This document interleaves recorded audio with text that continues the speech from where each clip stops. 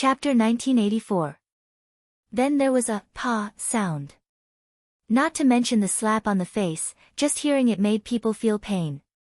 Murong Shuang was stunned by Zhao Yun's slap. There was a burning pain on her face and it took her a while to react. Her eyes turned red and she wanted to fight Zhao Yun to the death. "Slut, you actually dare to hit me. I am a dignified first-rank family's daughter. Who do you think you are to hit me?" Murong Shuang didn't just feel the pain on her face, she also felt that she had lost face. She wanted to teach Zhao Yun a lesson, but she was taught a lesson by Zhao Yun instead. Normally, no one dared to slap her, this was the first time she had suffered this kind of grievance.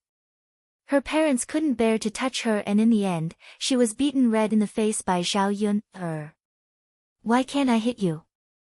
You're already waving your hand at me. If I don't dodge, am I supposed to stretch my face out for you to slap me? I know you are a large family's daughter, but our great Zhou country's laws don't casually stipulate that nobles can hit commoners without any reason. I hope young Miss Murong won't cause trouble for no reason. Otherwise, if you suffer, you'll cry and complain about me. You slut, I definitely won't let you off." Murong Shuang covered her face and angrily replied.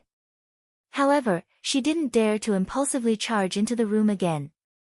This time she didn't bring many people, but there were 2 guards. Since she couldn't beat Zhao Yun, she could let the 2 guards take care of Zhao Yun. Murong Shuang coldly said to the 2 guards behind her, "Are you 2 idiots blind? You don't know how to make a move when you should. Hurry up and teach this slut a lesson for me." When the 2 guards behind Murong Shuang heard the order, they hurried forward and prepared to make a move against Zhao Yun. At this time, a little child ran in from outside the courtyard. It was Daodu. When Daodu saw that the 2 guards were not going to touch Zhao Yun, he started to shout, "You're not allowed to bully my mother, did you hear me? If you bully my mother, I'll teach you a lesson." However, no one would take the words of a child seriously, so Daodu's warning was completely ineffective. The 2 guards continued to walk towards Zhao Yun. Zhao Yun's eyes revealed a trace of sharpness. Murong Shuang had brought 2 bodyguards with her, and it was obvious that they were skilled in martial arts.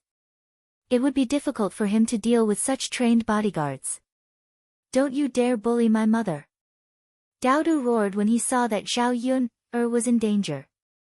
Murong Shuang turned her head and looked at Daodu. Daodu's little face was somewhat similar to Mu Yanfeng's. It was obvious that he was Mu Yanfeng's biological son. When she returned to the Shitzi manor, old Madame Mu told her about the situation, and also told her about Daodu's existence. When she found out that Zhao Yun had given birth to Mu Yanfeng's son, Murong Shuang's heart was filled with jealousy. How could any woman feel at ease when she saw the man she liked have a child with another woman? When she saw Daodu, Murong Shuang went even more crazy. Just as Daodu rushed towards Zhao Yun, he was stopped by Murong Shuang. Murong Shuang grabbed Daodu's collar and said coldly, "Little bastard, don't go over there." Daodu struggled in Murong Shuang's hands, let go of me, you bad person who bullied my mother." Chapter 1985. Little B** starred, "How dare you be so arrogant in front of me? Do you want to die?" Murong Shuang said coldly, her gaze terrifying. Murong Shuang was already disgusted by Daodu's existence, and now she was even more disgusted by Daodu. She was clearly the daughter of a wealthy family, but now she felt like a crazy woman. She did not have any demeanor at all. She was probably blinded by hatred, and did not care about her image at all. Daodu lifted his little face and looked at Murong Shuang, his little face full of anger. "I won't allow anyone to bully my mother." Even when faced with the fierce Murong Shuang, Daodu still said firmly. Murong Shuang's gaze became even sharper. At the same time, Murong Shuang's 2 bodyguards had already made their move on Zhao Yun. Zhao Yun had never practiced martial arts, so how could she be a match for these people? Not long after, she was captured by the 2 bodyguards. Zhao Wenhua and Liang Jinxiao heard the commotion outside the house, and as soon as they came out, they saw the two men holding Zhao Yun. They were so frightened that their faces turned ashen, and they shouted at the two bodyguards, "What are you doing? Why are you holding my daughter? Let her go, let her go." The two bodyguards ignored Zhao Wenhua and Liang Jinxiao. Liang Jinxiao was extremely anxious, and he quickly patted Zhao Wenhua, Yun's father, "Hurry up and save Yun. Okay. Zhao Wenhua replied. However, just as he rushed over, before he could even get close to Zhao Yun, the bodyguard raised his leg and kicked down. Zhao Wenhua flew out and landed heavily on the ground. Ouch! Zhao Wenhua groaned in pain, feeling as if his bones had been broken. He was no match for these people, and it seemed impossible for him to save Zhao Yun. However, these people had strangely captured Zhao Yun. As her parents, they were naturally very worried, afraid that these people wanted to do something bad and hurt Zhao Yun. Liang Jinxiao quickly rushed to Zhao Wenhua and helped Zhao Wenhua up from the ground. "Yun's father, how are you? Where are you hurt?" Zhao Wenhua got up from the ground in pain, and waved his hand. "Yun's mother, don't worry. It's just a little bit, I don't think I'm hurt." Liang Jinxiao's eyes were still filled with worry. "Yun's father, please don't be's father. These people obviously did not come with good intentions.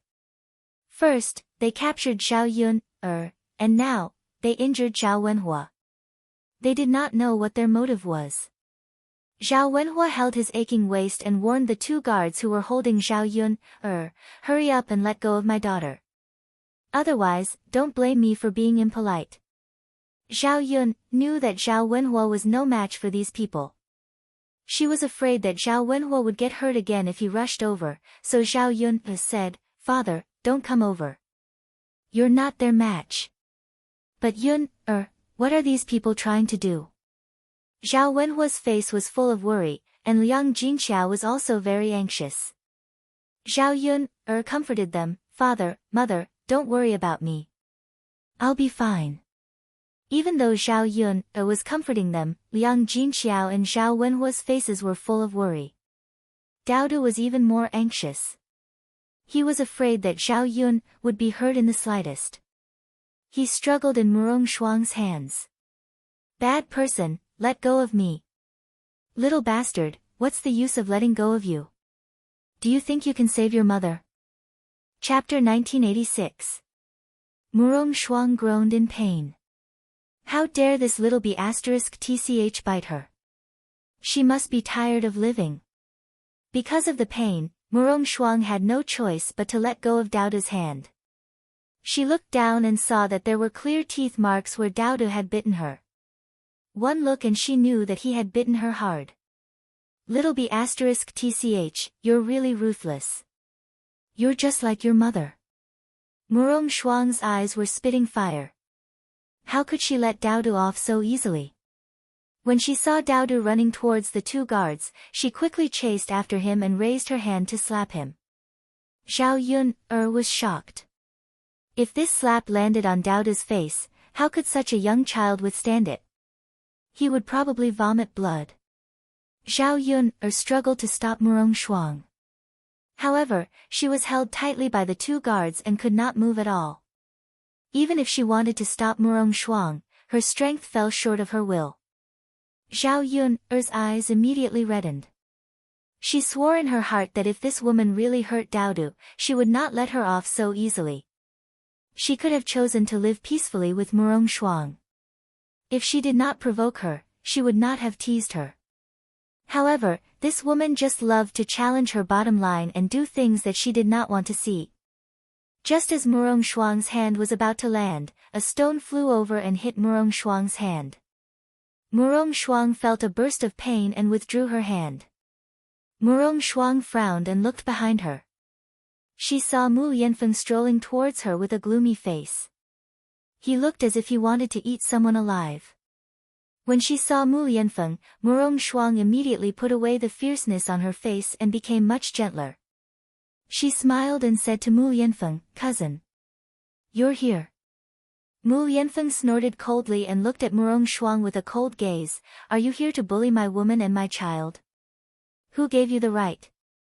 Murong Shuang, I don't care how tyrannical you are at home, but I hope you know your place and don't run outside and behave atrociously. With Mu Yanfeng's protection, Dao Du rushed towards Mu Yanfeng and threw himself into Mu Yanfeng's arms. Just now, he was also quite frightened. After all, he was still a child. How could he withstand so much shock and torment? Mu Yanfeng picked up Dao Du and comforted him. It's okay, Dao Du. Don't be afraid. Daddy is here. Daddy will protect you. Dao Du nodded heavily in response. Yeah. Murong Shuang anxiously defended herself when she saw Mu Yanfeng's cold expression. Cousin. How can you treat me like this for this mother and son? I'm your cousin. Who do they think they are? The more Murong Shuang thought about it, the more aggrieved she felt. She had rushed to Sun City from the capital city with great difficulty just to see her cousin.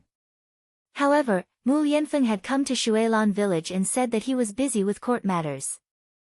How could Murong Shuang not know that this was clearly Mu Yanfeng's excuse to avoid meeting her? She wanted to marry him, but because of Zhao Yun, and Dao Du, it had become increasingly difficult. Before Zhao Yun, and Dao Du were together, Mu Yanfeng had treated her well. Although there were no romantic feelings between them, he doted on her like a little sister and would never scold her or be fierce to her like he was now. Chapter 1987.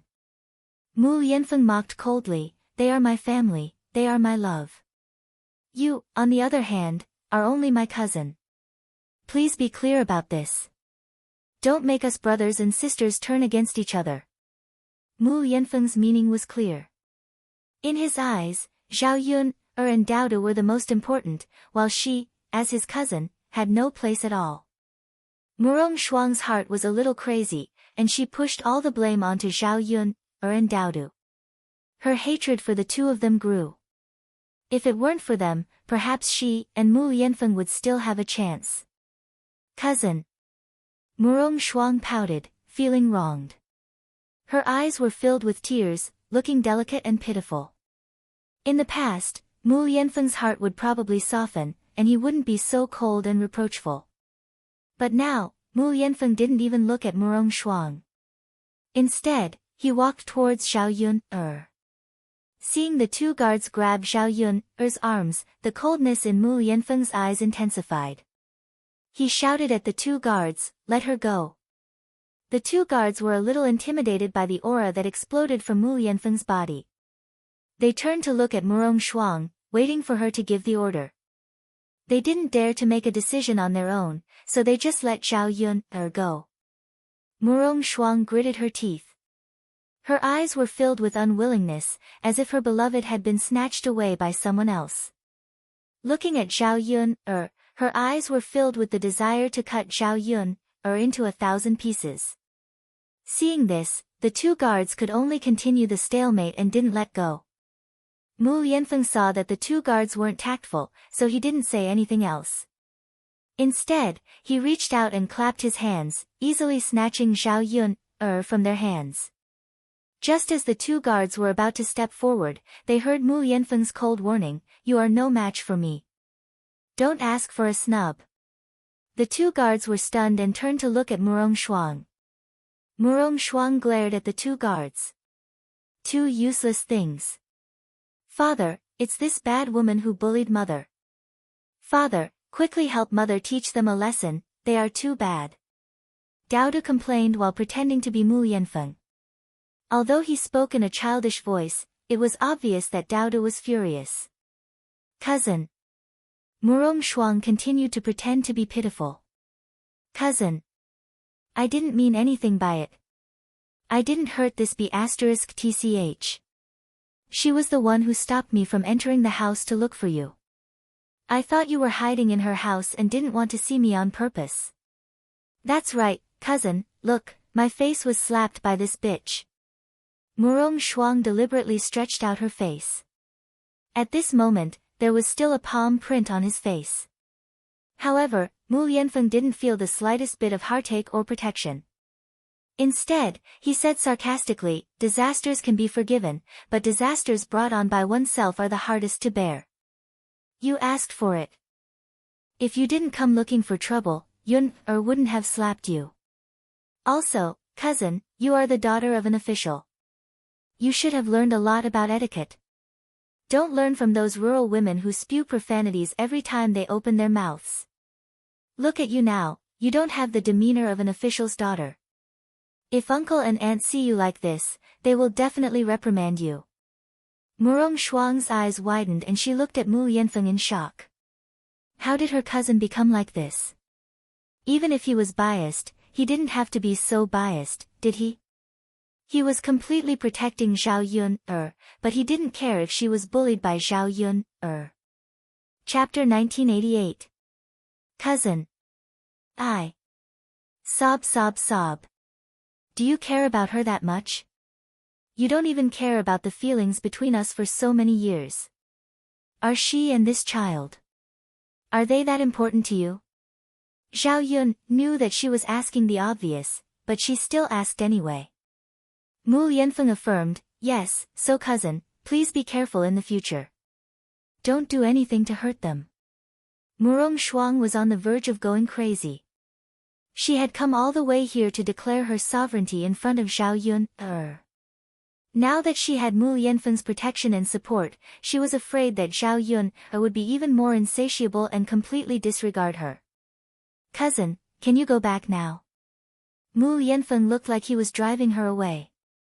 He was afraid that if Murong Shuang continued to stay, she would do something to hurt Zhao Yun, Murong Shuang had come here to look for Mu Yanfeng. She had planned to get along with Mu Yanfeng and discuss their marriage. Now that she had been driven away, how could she say anything? Cousin. I came all the way from the capital to look for you. We haven't even had a reunion yet. Murong Shuang said, feeling wronged. What do we have to talk about? Cousin, what do you want to talk to me about? Seeing Mu Yanfeng's heartless look, Murong Shuang bit her lower lip and replied pitifully, Cousin, are you really going to treat me like this because of an outsider? Mu Yanfeng's face was expressionless. Instead, he replied with a hint of disgust, since you have nothing else to say, hurry up and leave. This is Yun's courtyard. Outsiders are not allowed to enter. No, I'm not leaving. Murong Shuang replied capriciously. Since she was young, she had been doted on by her parents.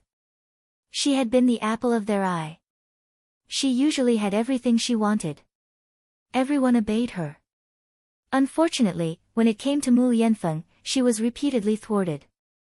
Mu Yanfeng had never accepted her love, and now he was treating her like this. Cousin, don't be so willful. This is not your home. No one has the obligation to follow your wishes, not even me. Murong Shuang's tears flowed down her cheeks and dripped down. Cousin, I just want to look at you more. Do you know that I rushed over here these few days because of you? I didn't eat or drink well, and I've become thinner. Don't you feel sorry for me? Can you really turn a blind eye to me? Murong Shuang could not control her emotions and started to cry in front of Mu Yanfeng. Mu Yanfeng's eyes moved slightly, but they were soon replaced by a sharp look. He replied indifferently, Cousin, I'm sorry. I can't reciprocate your love. Now, I can tell you that you don't have to think about me anymore. I will never marry you in this life. I only have one woman and one wife, and that is Yun'er. If you know what's good for you, I can still take into account the friendship between us. In the future, we can still get along like before. However, if you persist in going about things the wrong way, we will be strangers from now on. We will have nothing to do with each other. After hearing Mu Yanfeng's heartless words, Murong Shuang felt her entire heart turn cold. She could see Mu Yanfeng's determination in his eyes. Murong Shuang also knew that her cousin always did what he said. Chapter 1989. As Murong Shuang spoke, she turned around and left in a huff. The two guards who were accompanying him also followed him. She had only said that in a fit of pique and wanted to test Mu Yanfeng's reaction. She originally thought that Mu Lianfeng would urge her to stay, but when she got into the carriage and left Zhao Yun's courtyard, Mu Lianfeng remained unmoved and let her leave. Murong Shuang, who was in the carriage, could not control her tears as they streamed down her cheeks. After crying for a while, Murong Shuang's eyes revealed a hint of viciousness. She was not willing to let Mu Lianfeng be snatched away by a country bumpkin just like that. What could she do to win back Mu Lianfeng's heart? Murong Shuang's heart was brewing. She might as well find a man and rape Zhao Yun. As long as Zhao Yun's body was ruined, she did not believe that her cousin would be so generous and not mind his woman being raped. With that thought, Murong Shuang fiercely gritted her teeth and prepared to carry out this plan. After Murong Shuang left, Zhao Yun's courtyard finally quieted down. Both Xiao Wenhua and Liang Jinxiao were shocked. Fortunately, Mu Lianfeng had rushed back in time. Otherwise, they did not know what would have happened. If something had happened to Zhao Yun and Daodu, their third branch would not be able to bear it. Zhao Wenhua frowned and asked Zhao Yun, who was that person just now? Why did she treat you like that the moment she arrived? Did you offend her? Liang Jinxiao also patted his chest and said, yes, one look and you can tell that her background is not simple. You can't offend this kind of person. She won't come to our house to cause trouble for you next time, right? Zhao Yun naturally didn't know if Murong Shuang would come again, but she knew that this woman wouldn't give up so easily. She liked Mu Lianfeng and was so possessive. How could she let her off so easily? It was even more impossible for him to hand over Mu Lianfeng so easily. Zhao Yun guessed that this woman must be thinking of other ways to deal with her, but she didn't know what methods she would use and how to deal with her. During this period of time, she had to be careful in order to avoid any mishaps. Mu Lianfeng apologetically explained to Zhao Wenhua and Liang Jinxiao, Uncle, Auntie, that was my cousin. She's used to being willful at home. She's like this even when she's here. I'm sorry for scaring you. So she's the crown prince's cousin. Needless to say, they knew that Murong Shuang's background was not simple. No wonder she was so arrogant. After listening to the conversation between Mu Lianfeng and Murong Shuang, Zhao Wenhua and Liang Jinxiao were faintly worried. Since she was Murong Shuang's cousin and had feelings for Mu Lianfeng, then what about their her? After all, marriage in ancient times was decided by parents and matchmakers. What if the family made arrangements for the two of them and let Mu Lianfeng marry Murong Shuang? Even if Zhao Yun could marry the crown prince, she would still have to lower herself in the crown prince's residence. Zhao Yun's position in the residence would definitely not be comparable to Murong Shuang's. When the time came, she would inevitably be wronged. Unfortunately, it was useless for them to worry. They were just ordinary country folk. How could they change anything? In front of these adults, they were not even worth mentioning. Father, that bad woman is too bad. Daodu complained to Mu Lianfeng in dissatisfaction and pouted. Chapter 1990. Sob sob sob, Father, you didn't even teach that bad woman a lesson and avenge Daodu and Mother. Daodu could not help but complain. Daodu felt that letting Murong Shuang go so easily was too easy for her. From Daodu's point of view, if someone bullied him, he had to fight back. How could he just let someone go so easily? Mu Lianfeng did not know whether to laugh or cry. He did not know how to coax Daodu. He did not hit Murong Shuang because he still remembered their sibling relationship. However, the words he said were probably enough to hurt Murong Shuang. Hurting someone did not necessarily have to hurt them physically. Stabbing them in the heart would probably hurt even more. What he said just now must have hurt Murong Shuang immensely. He did not need to do anything else, and he had already caused enough damage. Zhao Yun understood this, so she smiled at Daodu and said, Daodu, a gentleman uses his mouth and not his fists. Sometimes, you have to use your fists, understand? Your father has already helped us out. Thinking about how Mu Lianfeng had defended her and firmly expressed his stance, Zhao Yun knew how important she and her son were to Mu Lianfeng. Actually, Mu Lianfeng's words were enough. As for Murong Shuang, Mu Yanfeng did not need to be merciless. Mother, is that so? Daodu furrowed his delicate brows. Of course. Zhao Yun touched Daodu's smooth face. Daodu nodded. Mother, when Daodu grows up, he will protect you. Even if father is not around, Daodu has the ability to protect mother. Just like today, he was still too weak. He wanted to protect Zhao Yun but he did not have the ability to do so. He could only watch anxiously from the side without any room to fight back. Zhao Yun patted Daodu's face and chuckled. All right, when Daodu grows up, I will let Daodu protect mother. Yes, yes. Daodu nodded heavily. Right, mother, did those bad uncles hurt you just now? Daodu's concerned little eyes fell on Zhao Yun again. Zhao Yun shook her head. It doesn't hurt. Mother is fine. I was not hurt. Seeing Zhao Yun say that, Daodu was relieved. Yes, yes. After the commotion just now, the family of three finally returned to the house. Then she entered the house, but Zhao Yun still couldn't let it go. She faintly felt that something was going to happen. Unfortunately, there was no point in worrying now. He could only take one step at a time and hope that nothing major would happen. Over the past few days, nothing had happened to him. His days were very peaceful. However, old Zhao's house was noisy from time to time. Ever since Xiao Wenshui humiliated Feng Zhangxia, the first branch received the money and wanted to build a new house. When they moved out of old Zhao's house, they would not have to see Xiao Wenshui every day. Zhao Wenshui basically treated Xiao Wenshui coldly every time he saw him. Sometimes, he could not stand it and directly went up to him to give him a few punches. Zhao Wenshui could not beat Zhao Wenshui, so he could only take a beating every day. After being beaten a few times, Zhao Wenshui simply did not go out. As long as he did not go out, he would not run into Zhao Wenshui and would not be beaten. Sometimes, when he needed to go to the latrine and had to come out, he would observe carefully before sneaking out and rushing to the latrine.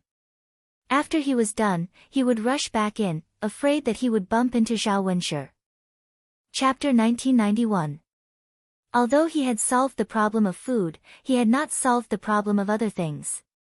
There were no women in the family, so no one washed his clothes for him. As a man, how could he do something that only women could do? No one washed his clothes, so he took them off and threw them aside. However, they were from the countryside and did not have many clothes. After changing out of them a few times, they had no more clothes to change into. It was summer, so every night when he went to bed, he would sweat all over. After not changing his clothes for a few days, his body would start to rot, and the smell was very strange and unpleasant. Unfortunately, Zhao Wenshui still had no intention of washing his clothes himself. Instead, he started to have other thoughts. As a man, he could not do without a wife. Not to mention that there was no one to serve him every day, even if he wanted to do it every night, there was no woman by his side. After holding it in for a few days, Zhao Wenshui really could not bear it anymore. He thought of the past. Although Li Chuiying was not very good-looking, she was still a woman, and he could make do with it. Now that he had no way to do it, he could only rely on his own hands to relieve his hunger and thirst. However, it was not as comfortable as a woman. It seemed that he had to marry another woman. Zhao Wenshui thought about it. Who could he marry? Several people's faces flashed through his mind, and finally he thought of Qian Chuanxiu. Qian Chuanxiu was a widow, and she had 2 children by herself. It was definitely not easy for her to live. They had hooked up before.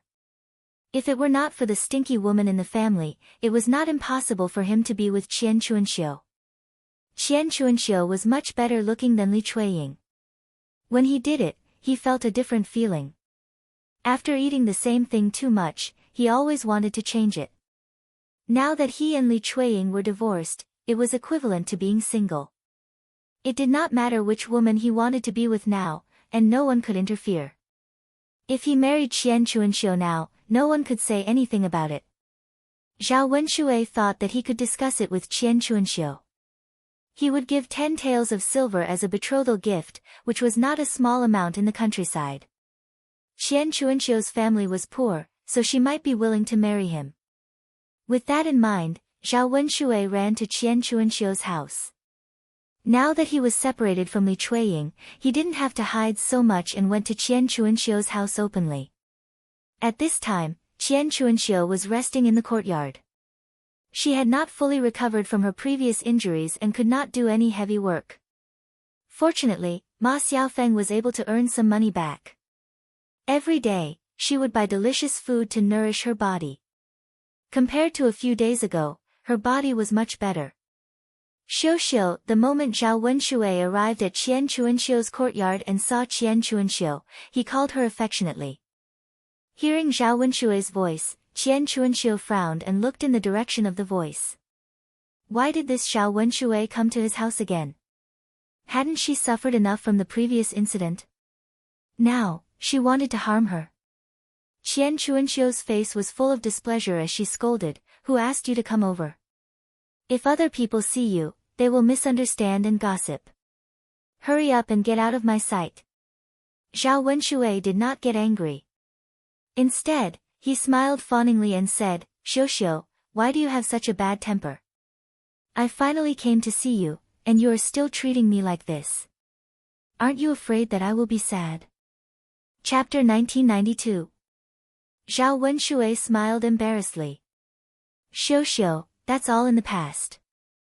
I didn't expect to be seen by others. Our relationship was really painful. You were punished, but I was also beaten up badly. We're all the same." Qian Chuanxiu was tricked by Zhao Wenshui once, so how could she pay attention to what Zhao Wenshui said? "You deserve it. You're shameless. What did you say in the past? You were the one who seduced me, but you went against your conscience and said that I seduced you."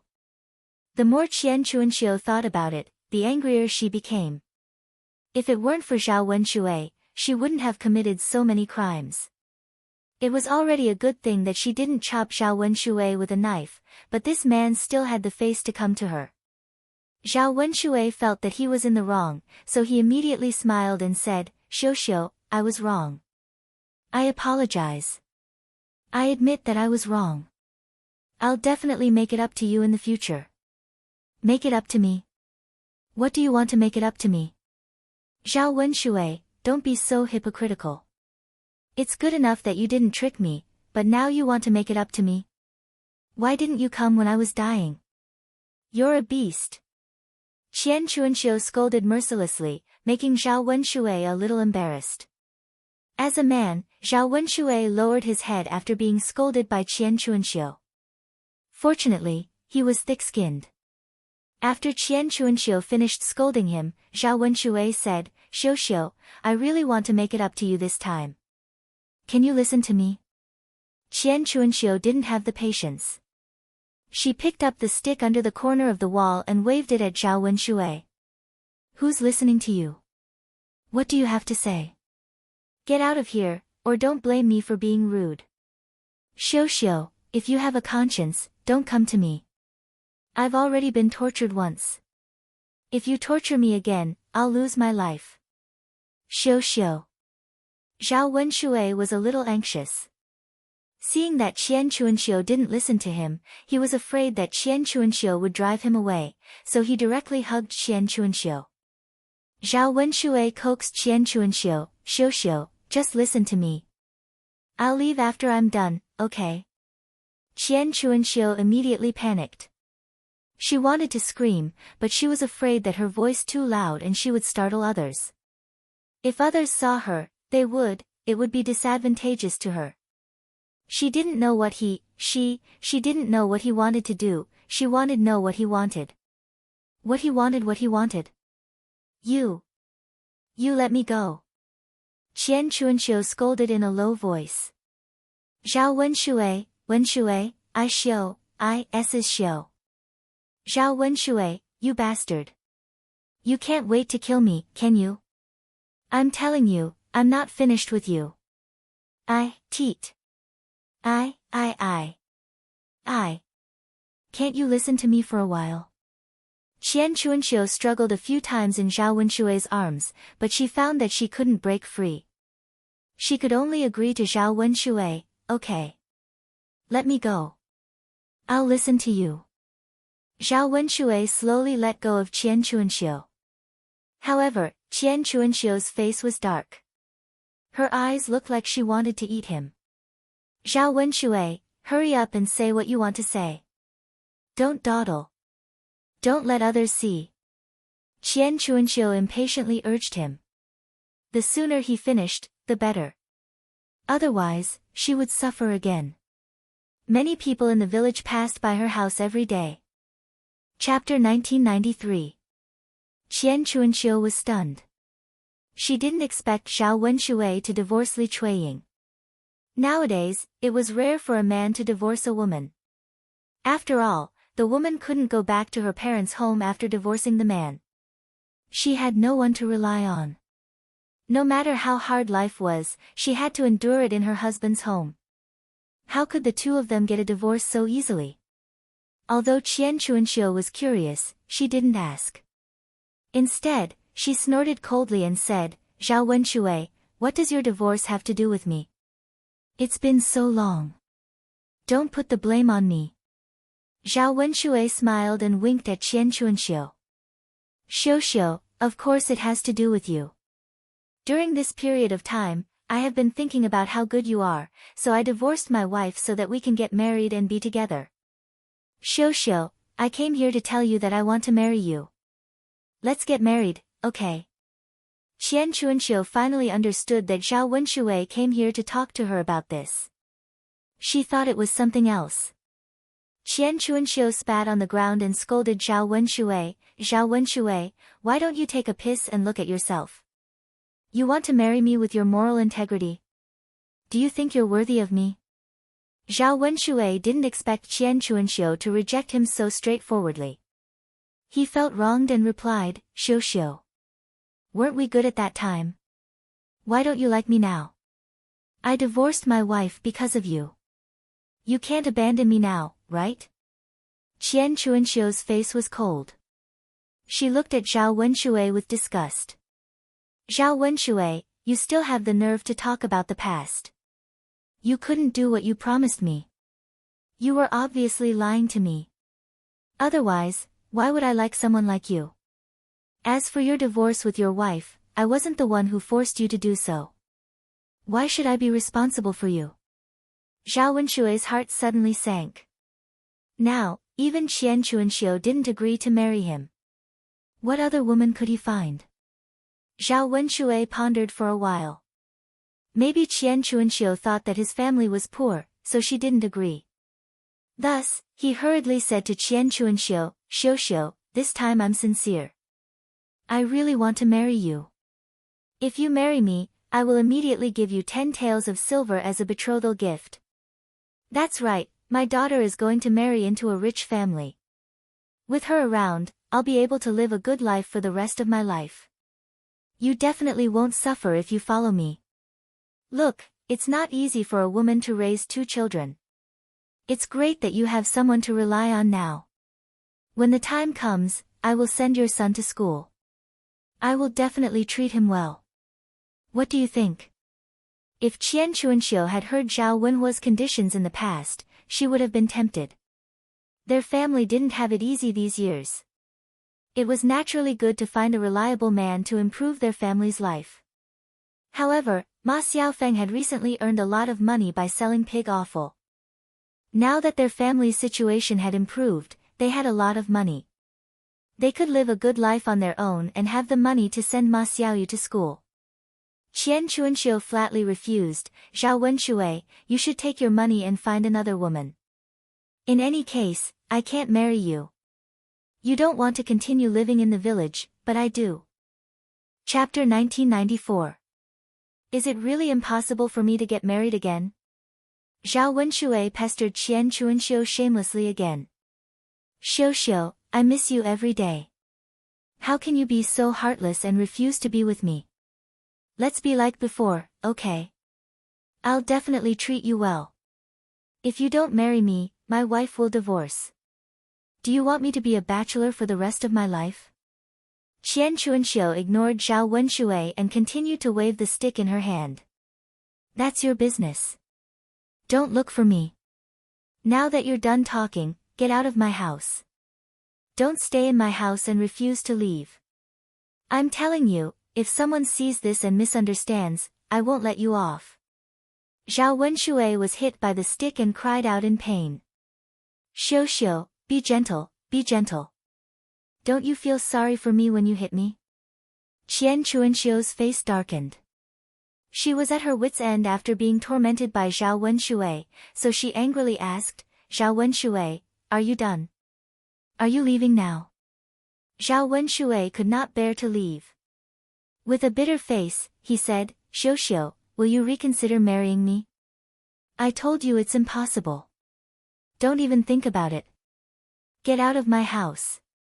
Seeing Qian Chuanxiu's fierce look, he began to miss the past. At that time, Qian Chuanxiu was very gentle. Zhao Wenshui muttered, Xiu Xiu, you were much more gentle when I pressed you down. Why have you become like my wife now? Fierce and not feminine at all. Qian Chuanxiu was once again angered by Zhao Wenshui.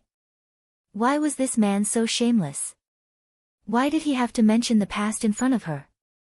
Especially this kind of thing. When she thought about how she and Zhao Wenshui had slept together in bed, Qian Chuanxiu felt as if she had eaten feces. She even felt like vomiting. Zhao Wenshui, if you keep talking nonsense to me, I'll tear your mouth apart. If you don't leave, I'm going to call for help and report you to Li Zheng, saying that you insist on pestering me and asking him to be the judge for me. Xiu Xiu. Zhao Wenshui was both afraid and reluctant. At this moment, Ma Xiaofeng rushed back from Yang City. Ma Xiaofeng's face darkened when she saw Zhao Wenshui appear in her courtyard. She thought that her mother had taken things too hard and hooked up with Zhao Wenshui. Now, it seemed that Zhao Wenshui had come to pester her. Her mother also looked unhappy and disdainful. Unfortunately, Zhao Wenshui was a thick-skinned person. He stayed in his courtyard and refused to leave. Qian Chuanxiu's temper was better, but Ma Xiaofeng was impatient. If this was seen by the people in the village, it would be terrible. Their family had already suffered enough gossip. How could they afford to suffer more? Thus, Ma Xiaofeng rushed into the room and rushed out with a knife. She stood in front of Zhao Wenshui and threatened, stop pestering my mother and leave. Otherwise, I'll chop you to death with this knife. Zhao Wenshui's face paled for a moment. He knew that Ma Xiaofeng definitely wouldn't dare to chop him, so he said to Ma Xiaofeng, Little Feng, don't be rash. This is between your mother and me. I don't mean anything else. Ma Xiaofeng didn't say anything else and swung the knife in her hand. If Zhao Wenshui hadn't dodged quickly, it would have cut him. Zhao Wenshui patted his chest, still in a state of shock. This Xiao Feng girl must have gone crazy. She really slashed people. Chapter 1995. Go, go, go. Zhao Wenshui quickly ran out of Qian Chuanxiu's house. How could he not be afraid if this girl was serious? If he was accidentally cut, wouldn't he be dead? His life was not a joke. It was not worth it for a woman. As for marrying Qian Chuanxiu, he was not in a hurry. He could talk about it slowly in the future. Anyway, he could take his time. If it really didn't work, he would marry someone else. With money in hand, if no woman agreed to marry him, he would spend money to buy one back. The woman he bought and the woman he married were different. The woman he married might make a fuss about divorce, but the woman he bought could not go anywhere and could only follow him. When the time came, she would not be able to do any work and would probably be more obedient than Li Chuiying. It was just that buying a woman would cost a lot of money. If he asked old servant Ye to find one, she would probably ask for 30 to 40 taels. And he only had a dozen taels left. If he really wanted to buy one, he would have to find his daughter, Zhao Jing, who had married into a rich family. If he asked her for a few more taels, he might be able to buy one. On the way back, Zhao Wenshui kept thinking about this matter. In any case, he could not be alone and be laughed at like his relative, Xiao Ping, who was a bachelor. Only with a woman could he do that at night and have someone to cook for him and wash his clothes. Because he was lost in thought, Zhao Wenshui did not see the stone under his feet. He tripped and fell to the ground, his chin heavily hitting the ground. Ouch! Zhao Wenshui cried out in pain. Then, he found that there was a bloody taste in his mouth. Zhao Wenshui quickly touched his mouth and found that one of his teeth had been knocked out. With a gentle pull of his finger, the tooth fell out of his mouth. Seeing the blood on his hand, Zhao Wenshui could not help but feel wronged and started crying. He touched his mouth again and found that it was his front tooth that had fallen out. If he turned around and opened his mouth, people would see and laugh at him. Why was he so unlucky? Everything had been going wrong recently, and he finally came to talk to Qian Chuanxiu about it. Not only was he chased away, but he even knocked out his front tooth on the way. His face was almost disfigured. He didn't have much ability to begin with, and his face was barely passable.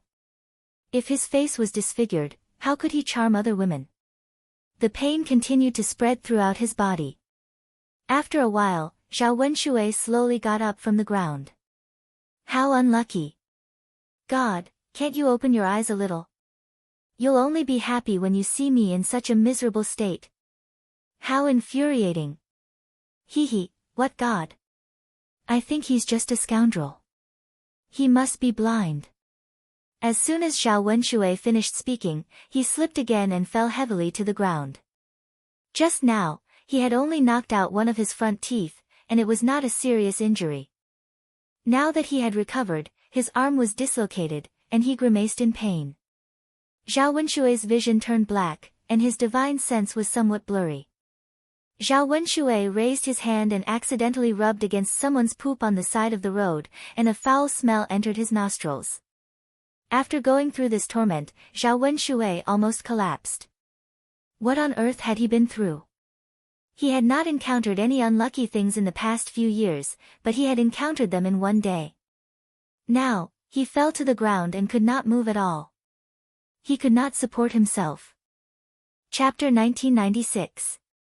Because Zhao Wenshui had knocked out one of his front teeth, he had a lisp when he spoke. There was no one else on the road, so he could only lie on the ground. He hoped that someone from the village would pass by and see him so that someone could send him back. At Ma Xiaofeng's house, Qian Chuanxiu heaved a sigh of relief after seeing Zhao Wenshui leave. Ma Xiaofeng put down the knife in her hand and walked to Qian Chuanxiu. She reminded her, "Mother, don't bother with this kind of person next time. If he dares to come to our house again, just chop him to death with a knife, just like what I did today. Let's see if he dares to do it again." Qian Chuanxiu sighed and replied, "Little Feng, I understand. I won't let him come again." "Yes, mother, our family is different now. We have to be careful. Our reputation is already bad, so we can't stand being talked about again. It's fine if it's just the two of us. It doesn't matter if others say it or not, but we have to think about Xiaoyu. Xiaoyu is ostracized by the other children in the village and is often bullied. It's not easy for her."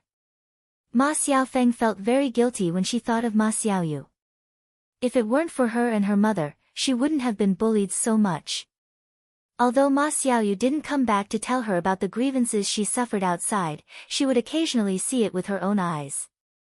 "Mother knows. We've let Xiaoyu down. It's best if we earn more money in the future and move out of the village. We can buy a house somewhere else where no one knows us and there won't be those rumors."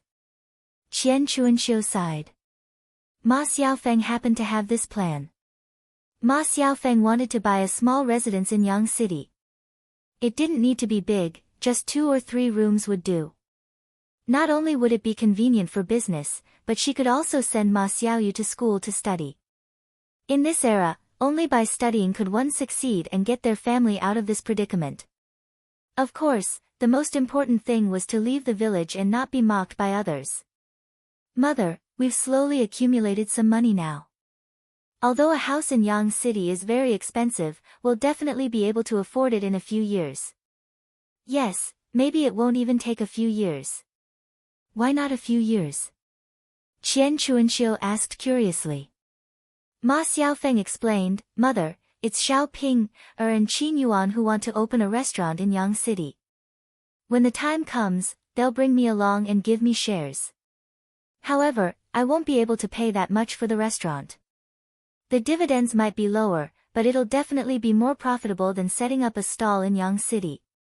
Hearing about opening a restaurant, Qian Chuanxiu immediately became excited. She had also heard of the big restaurants in Sun City. Opening a restaurant was very profitable, and many of them were eaten by the rich. As long as it was done well and the business was good, there was no need to worry about not making money. If he set up a stall, he would at most earn a few taels of silver a day. If he opened a restaurant, it was not impossible for him to earn a few hundred taels of silver a day. After the dividends were distributed, it was indeed quite a lot. 2 or 3 large houses in Yang City cost around 1 to 200 taels. With the money earned from the restaurant's dividends, it wouldn't take long for them to be bought. Qian Chuanxiu happily muttered, Good, good, good, this is good. Opening a restaurant will make a lot of money. I hope to earn more. Yes, yes. Oh right, Xiao Feng, opening a restaurant requires a lot of money. Where did Xiao Ping, and Qin Yuan get so much money to open a restaurant? Qian Chuanxiu's eyes were filled with confusion. Chapter 1997. Qian Chuanxiu opened her mouth. Why would Xiao Ping's aunt, Xiao Xinhui, give money to the couple to open a restaurant? Although Qian Chuanxiu didn't know the reason, she didn't ask too much. Because the reason had nothing to do with her. As long as the restaurant was open and they could make money, everything would be fine. Well, you should look for it as soon as possible. Once you find it, open it quickly. Mother can also benefit from it. Qian Chuanxiu said expectantly. Since Ma Xiaofeng was involved in opening the restaurant, their family naturally had a share in the restaurant. She could boast in the village that her daughter was capable and now opened a restaurant. Ma Xiaofeng nodded in response. Got it, Mother. We're also looking for it now. We've found a few that we like. After negotiating the price, it should be enough. That's good, that's good. Thinking of this, Qian Chuanxiu's heart surged with happiness. Her life was getting better and better. Although she had suffered from those disasters and those rumors, her material conditions had greatly improved. Ma Xiaofeng suddenly thought of Xiao Wenshui's visit today. She didn't know why, so she asked a few questions. Mother, why did Xiao Wenshui suddenly come over and pester you today? Qian Chuanxiu answered truthfully, he said that he divorced and wanted to marry me. He gave me 10 taels of silver as a betrothal gift and sent Xiaoyu to school in the future. Ma Xiaofeng snorted softly. Who does he think he is? Who cares about his money? Mother, he caused you so much trouble in the past. Don't agree. Qian Chuanxiu held Ma Xiaofeng's hand and said, Don't worry, Mother is not stupid. How can I agree? We don't care about his money now. Yes, it's only 10 taels of silver. Who cares about it? We don't lack money now. But Mother, I'm not against you getting married, but if you want to get married, you have to choose a reliable man. Don't just casually pick someone, especially someone like Xiao Wenshui. Qian Chuanxiu's heart was touched. She held Ma Xiaofeng's hand and said, Xiaofeng, Mother is already so old. I won't marry again. Don't worry, Mother will only protect you and Xiaoyu. Mother, how can that do? We didn't have a choice before. Now that we can live well, we have to think about ourselves. If we meet a good man, we can marry him. Ma Xiaofeng said with a frown. She knew very well that her mother was not very old. She was in her 30s or 40s. Women in their 30s were like wolves and in their 40s were like tigers. Although her mother didn't say it, nor did she mention it, Ma Xiaofeng knew in her heart that when her mother grew old, she would need a companion and someone to rely on. Ah, Xiaofeng, Mother doesn't want to get married. I only want to protect you and Xiaoyu for the rest of my life. Aren't we living well now? Ma Xiaofeng pursed her lips. Yes, it is. But mother, if you want to get married one day, don't think about me and Xiaoyu. You have to think about yourself too. Qian Chuanxiu sighed heavily and looked at Ma Xiaofeng with heartache.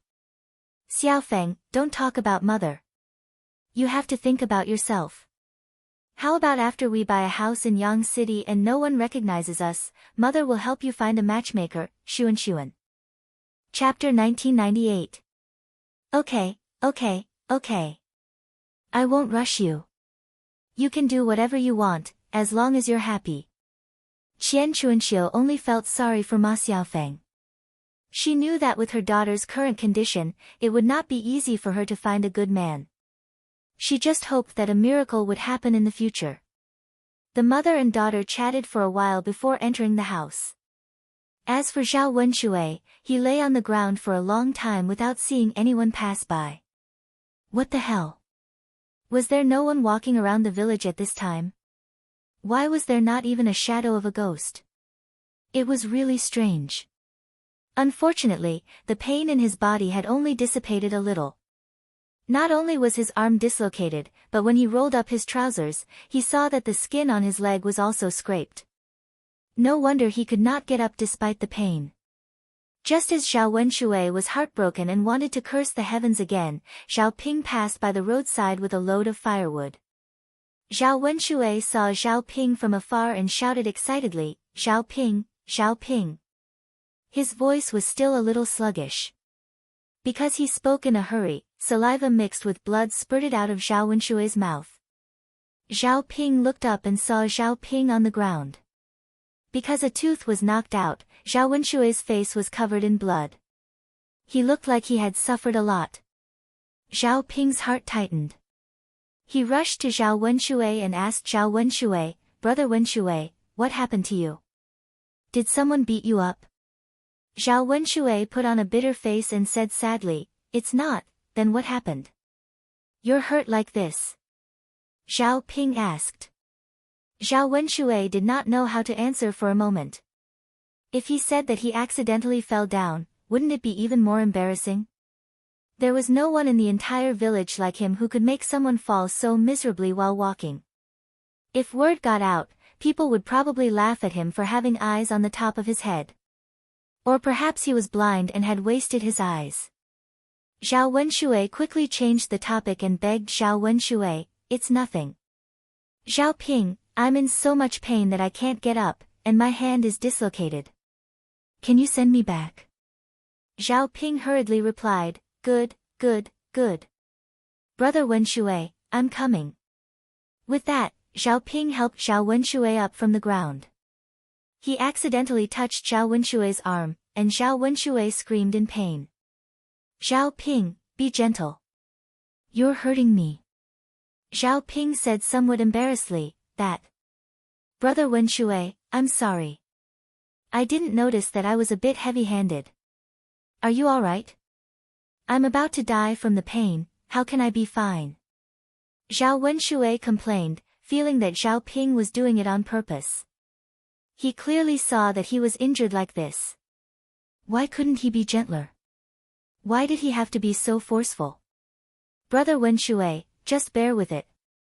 You'll be fine after we call a doctor to check on you," Zhao Ping comforted him. However, Zhao Wenshue's reaction was a bit too exaggerated. He was a grown man. If he was injured, so be it.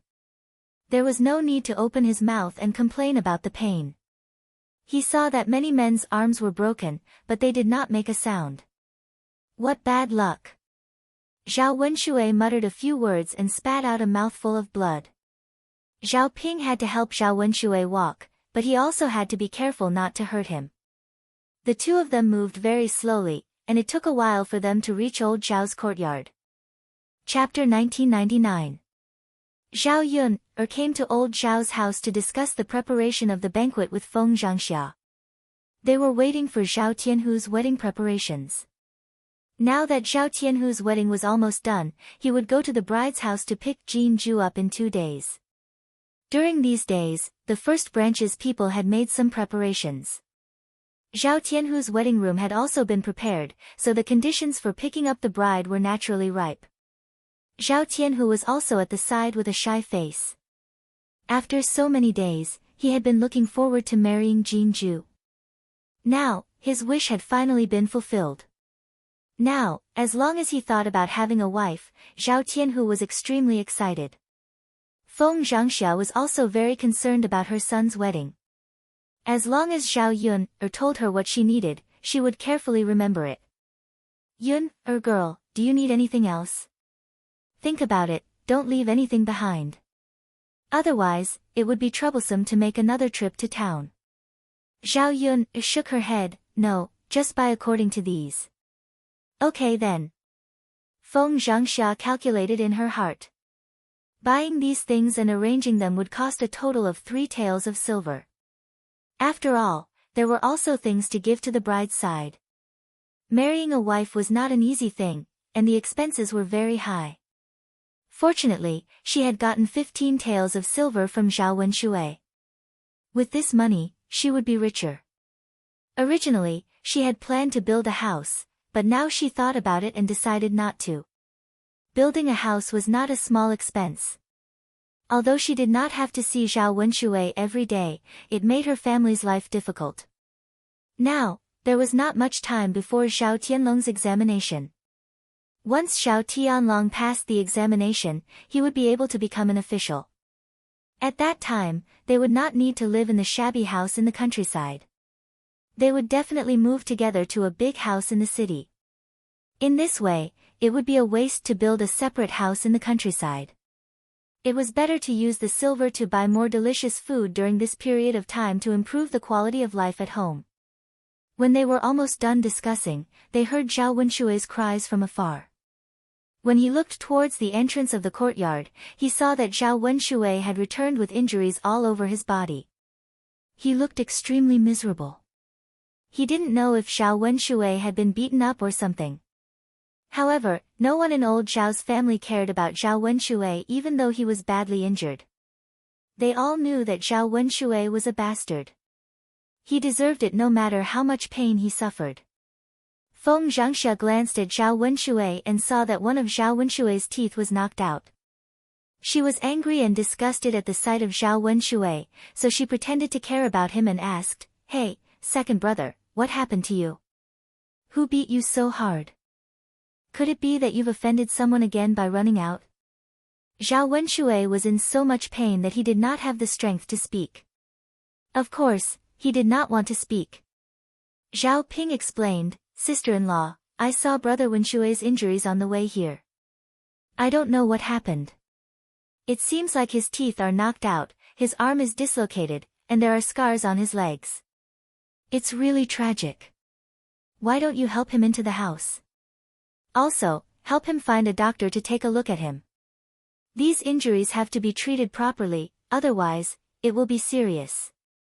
Old Zhao's family was gloating over Zhao Wenshui's injuries. They were too happy to care about him. After all, his life and death had nothing to do with them. Chapter 2000. Zhao Ping frowned and said worriedly, "But sister-in-law, brother Wenshui's injury is really serious. If it's not treated properly, the wound will fester and it may even harm his life. His hand is also dislocated. We have to call a doctor to reattach it as soon as possible. Otherwise, what if his hand is damaged and he can't use it?" Feng Zhangxia snorted and said, "Zhao Ping, why did you care about him? He must have suffered the consequences of his own actions. He deserves it. We don't have the obligation to care about him." But Zhao Ping frowned and glanced at Zhao Wenshui, then at Feng Zhangxia. He sighed and said, "Don't you care about brother Wenshui now? Zhao Ping, don't drag us down with you. We don't have the time or energy to care about him," Feng Zhangxia said and turned to enter the house, not giving Zhao Ping a chance to continue. Zhao Yuner almost laughed when she saw Zhao Wenshui like this. She was very curious about who would get rid of a scourge for the people and beat up Zhao Wenshui like this. Zhao Tianhu originally wanted to help Zhao Wenshui and call a doctor for Zhao Wenshui. However, after Feng Zhangxia saw through Zhao Tianhu's thoughts, she shouted at Zhao Tianhu, Tianhu, what are you doing outside? Come in quickly. I still have to discuss with you what happened on your wedding day. Zhao Tianhu glanced at Zhao Wenshui, then sighed and silently entered the house. Zhao Ping frowned. He was very curious about what was wrong with old Zhao's family. Zhao Wenshui was injured like this, so why were they so indifferent? Brother Wenshui. I still have something to do and I have to go back. I have to help someone with the work later. I'm afraid I won't be able to make it. Can you see if anyone in your family can take care of you? Zhao Ping asked Zhao Wenshui. He had originally planned to only send Zhao Wenshui back. He had other things to do, so how could he care so much? Unfortunately, when he arrived at old Zhao's house, he encountered such a situation. Zhao Wenshui stuttered, You call my father and my mother. He had knocked out a tooth and injured his mouth. If he spoke a little louder, his mouth would hurt badly. Zhao Ping replied, All right, I'll shout. Yes. Zhao Ping shouted towards old Zhao's courtyard, Second uncle, second aunt, are you home? Can you come out for a while? After hearing Zhao Ping's voice, Hu Chunhua poked her head out of the house. What are you doing? Second aunt, brother Wenshui is injured. Quickly come out and take a look. Get a doctor for him. I have to go now. Take good care of her. When Hu Chunhua heard this, she glanced at Zhao Wenshui who was beside Zhao Ping. It would have been better if she hadn't seen him, but she was shocked when she saw him. Zhao Wenshui didn't look like a human at all. He looked like a ghost. Although she didn't like Zhao Wenshui, she couldn't bear to see Zhao Wenshui being bullied like this. Hu Chunhua immediately yelled at the top of her voice, I say, Lao Er, what happened to you? You look like a ghost. Zhao Ping hurriedly said, Second aunt, don't ask so much. Get a doctor for brother Wenshui first and treat his injury. Chapter 2001. However, Zhao Wenshui dilly-dallied and did not say anything. Hu Chunhua immediately became anxious and urged him, Don't be like a dead man. Hurry up and tell me. Once you tell me, I'll go ask for the money. Otherwise, they won't admit it if you drag it on too long. I'd like to see which savage bastard hit me so hard. If he knows how to hit someone, then he should know the consequences. Zhao Wenshui's face was bitter. How was he supposed to answer this? Could he say that the arrogant bastard was himself? His mother was really too much. She had not even figured it out and was already secretly scolding him. Mother. My mouth hurts. Zhao Wenshui pointed at his bloody mouth with his other hand that was not dislocated. Hu Chunhua said somewhat angrily, So what if your mouth hurts? Can't you say a name? Mother. It wasn't someone else who did it. I fell down myself, Zhao Wenshui said with a lisp. His teeth had fallen out and he was leaking air too much. Hu Chunhua's face darkened for a moment. She muttered loudly, What? Did you fall on your own? Oh my God, Wenshui, you're really interesting. How could you fall down like this? We can't find a talent like you in our entire village. Zhao Wenshui naturally knew that Hu Chunhua was being sarcastic. He replied pitifully, Mother, I'm already like this. You don't feel sorry for me, but you keep blaming me. Hu Chunhua spat on the ground. If you were beaten up like this by someone else, it wouldn't hurt to feel sorry for you. But Wenshui, what's there to feel sorry for when you fell down yourself like this? It's all your fault for not having good eyesight. You're worse than a blind person with a pair of eyes. Even a blind person is not as stupid as you. After being scolded by Hu Chunhua, Zhao Wenshui felt like he had lost all face. In any case, he was a man. How could his mother treat him like a child and scold him? Really? Zhao Ping, who was listening from the side, felt a little awkward. He pursed his lips and said to Hu Chunhua, Sister-in-law, don't scold brother Wenshui anymore. He's seriously injured now. It's better to let him go back and rest well. After that, we'll invite a doctor over to take a look. Hu Chunhua glanced at Zhao Wenshui and replied grumpily, who cares about him? It's better for a useless thing to die in the house. It's so annoying to look at him. Mother. Zhao Wenshui called out. If his mother didn't care about him, then who would care about him? Hu Chunhua turned around and went back into the house. Zhao Ping was stunned. From the looks of it, could it be that Hu Chunhua was ignoring Zhao Wenshui? Was she really not going to play with Zhao Wenshui's life and death?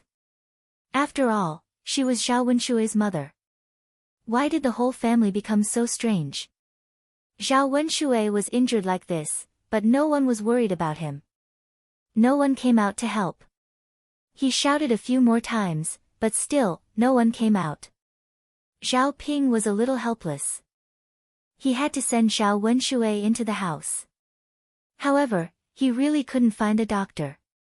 He said to Zhao Wenshui apologetically, Brother Wenshui, wait and see if anyone in your family can help you find a doctor. If not, I'll help you call Dr. Sun when I come back from work. I really can't spare the time now. Zhao Wenshui responded sadly. He had never been as desperate as he was now. It was really sad that the whole family was like this. Chapter 2002. Seeing that Zhao Ping was leaving, Zhao Yun caught up with Zhao Ping since it was on the way. Zhao Ping smiled at Zhao Yun. Yun, you're here too. Yeah. Zhao Yun responded. How's the kitten I sent to you now? Is it alive? Zhao Ping was a little concerned about the kitten's life. The cubs that he had at home were almost all dead. There was no other way. If the old cat didn't have food, it wouldn't have milk. How could the little cub survive? Zhao Yun responded, yeah, it's well now. It's a lot fatter than before. Zhao Ping's face was filled with relief. He smiled and said, that's good, that's good. That's right. Zhao Ping voiced out the doubts in his heart. Yun, girl, do you know what happened between your grandmother, your aunt, and your second uncle? Why is it that your second uncle is so badly injured, but the whole family doesn't care about him at all? Speaking of this, Zhao Yun smiled and said, Uncle Zhao, if it weren't for you, no one would care about my second uncle's life or death. Zhao Ping was even more puzzled. Why is that? Zhao Yun told Zhao Ping about Zhao Wenshui's matter. Although family scandals shouldn't be aired in public, Zhao Yun knew that Zhao Ping was very tight-lipped. As a man, he wasn't like those women who liked to gossip. After hearing Zhao Yun's words, Zhao Ping opened his mouth and sighed. He was wondering why Feng Zhangxia was so hostile to Zhao Wenshui. Most people wouldn't like Zhao Wenshui. How could he do such a thing? It turned out that this was the reason why Li Chuiying and Zhao Wenshui divorced. Zhao Ping cursed in a low voice, so he's really worse than a beast. Looking at Zhao Ping's behavior, he knew that he was a righteous person. When others were in trouble, he did not hesitate to help. He was really a good man. Zhao Yun'er smiled and said, so, Uncle Zhao, next time you don't have to care about his life or death. As the saying goes, good deeds have good karma, and evil deeds have evil karma. What he ate today is the cause he planted in the past. Zhao Ping felt that Zhao Yun'er's words were very reasonable. No wonder Zhao Wenshui could fall like this. It seemed that God had deliberately punished him. Yes, yes. Yun'er girl, I understand. I won't interfere in this matter in the future. Zhao Yun'er nodded, and the two of them went their separate ways. The weather had become much hotter in the past few days, and it had officially entered the scorching summer. In order to sleep better at night, Zhao Yun'er would make some ice cubes every day and put them in the room to cool down. It was indeed more comfortable at night. During this time, she had also made a lot of iced sweet soup. The family did not eat much, but everyone would drink a lot of iced sweet soup. However, if they were not careful, they would easily have diarrhea. Zhao Yun'er had to watch them every day and chase after them to remind them. Only then did they control themselves a little. Especially Liang Jinxiao. After all, she was pregnant, so Zhao Yun'er did not dare to let her eat food that was too cold. Soon, it was the big day of Zhao Tianhu's wedding. The people of the first branch were very generous and arranged a very grand ceremony. They specially rented a sedan chair and spent a few hundred copper coins to bring them back. The people were all recruited from the village. There were more than a dozen people in the wedding procession, and several of old Zhao's uncles and nephews were all present. Zhao Wenhua and Zhao Wentao directly became the sedan bearers. The two of them carried the sedan chair, and it was more than enough to carry Jin Ju. Chapter 2003. This way, they could save the first branch's wages. If they found someone else to carry the sedan chair, they would have to pay at least a few dozen copper coins. Later, they would ask the first branch to give the two brothers more wine to drink. They were a family, and it was Zhao Tianhu's big day. Naturally, they wouldn't care so much. Zhao Tianhu was wearing a bright red wedding dress. Feng Zhangxia had specially brought Zhao Tianhu to the town to make this wedding dress. Originally, she was reluctant to make this wedding dress for Zhao Tianhu. Later, after she received the 15 taels of silver from Zhao Wenshui, she happened to have some money in her hands. Thus, she gritted her teeth and decided to hold a grand wedding. She spent nearly 1 tael of silver to make this wedding dress. As the saying goes, people rely on clothes, and Buddha relies on gold. Usually, Zhao Tianhu wore coarse clothes and didn't feel very handsome. This time, after changing into a wedding dress and dressing up a little, his entire spirit was completely different. He looked extraordinarily handsome. Among the young men in the village, he was definitely outstanding in appearance. Zhao Yun'er stared at Zhao Tianhu a few more times and revealed a satisfied expression. Zhao Tianhu was a little embarrassed by Zhao Yun'er's gaze. He asked Zhao Yun'er, younger sister Yun'er, why do you keep staring at me? What's so good about me? Zhao Yun'er teased, isn't that so? Second cousin is so handsome today. How can I not look at you a few more times? If you ask me, second cousin is going to pick up the bride like this, the bride will definitely be infatuated. Zhao Tianhu was originally a thin-skinned person. After being praised by Zhao Yun'er, his ears turned red. He lowered his head and said, younger sister Yun'er, don't tease me. How can I be considered handsome? Compared to Shiziyi, it's like heaven and earth. I can't compare at all. There's no need to compare with Shiziyi. Second cousin is indeed handsome compared to the other men in the village. Eldest aunt, fourth aunt, don't you think so? Both of them chuckled and replied, yes, yes, yes, of course. My Tianhu has never been so handsome. It seems that it's because he doesn't dress up on weekdays. It's not bad to dress up a little. Yes, our old Zhao's children are the best in appearance in the village. Mother, fourth aunt. Feng Zhangxia and Qian Hongzhao's words made Zhao Tianhu even more. Feng Zhangxia patted Zhao Tianhu's shoulder and said, all right, bridegroom, if you're ready, then set off quickly. Don't miss the auspicious hour. Zhao Tianhu blushed as he responded, but in his heart, he was looking forward to bringing the bride back soon. Today's Zhao Yun's he heard that the bride's day was the most beautiful day in a woman's life. At this moment, he couldn't wait to see Jin Ju as soon as possible. He wanted to see how she dressed up. Mother, I'm going. Zhao Tianhu waved his hand and walked out of the room. The other people in the wedding procession were walking, but Zhao Tianhu was riding a horse. This horse was borrowed from Mu Yanfeng as they had discussed before. When they were young, they rode a horse to pick up the bride. This was something that only rich families would do. Zhao Tianhu could ride a horse to pick up the bride this time. Naturally, he had earned more face. Feng Zhangxia looked at the handsome back on the horse, and her mouth hooked up with a satisfied smile. It was estimated that after today, many people in the village would envy the first branch. Feng Qingxia's vanity was greatly satisfied. Chapter 2004. Zhao Tianhu originally didn't know how to ride a horse, but for today's wedding, he had been practicing under Mu Yanfeng's guidance. Although his skills weren't that good, it wasn't a problem for him to use it for the wedding.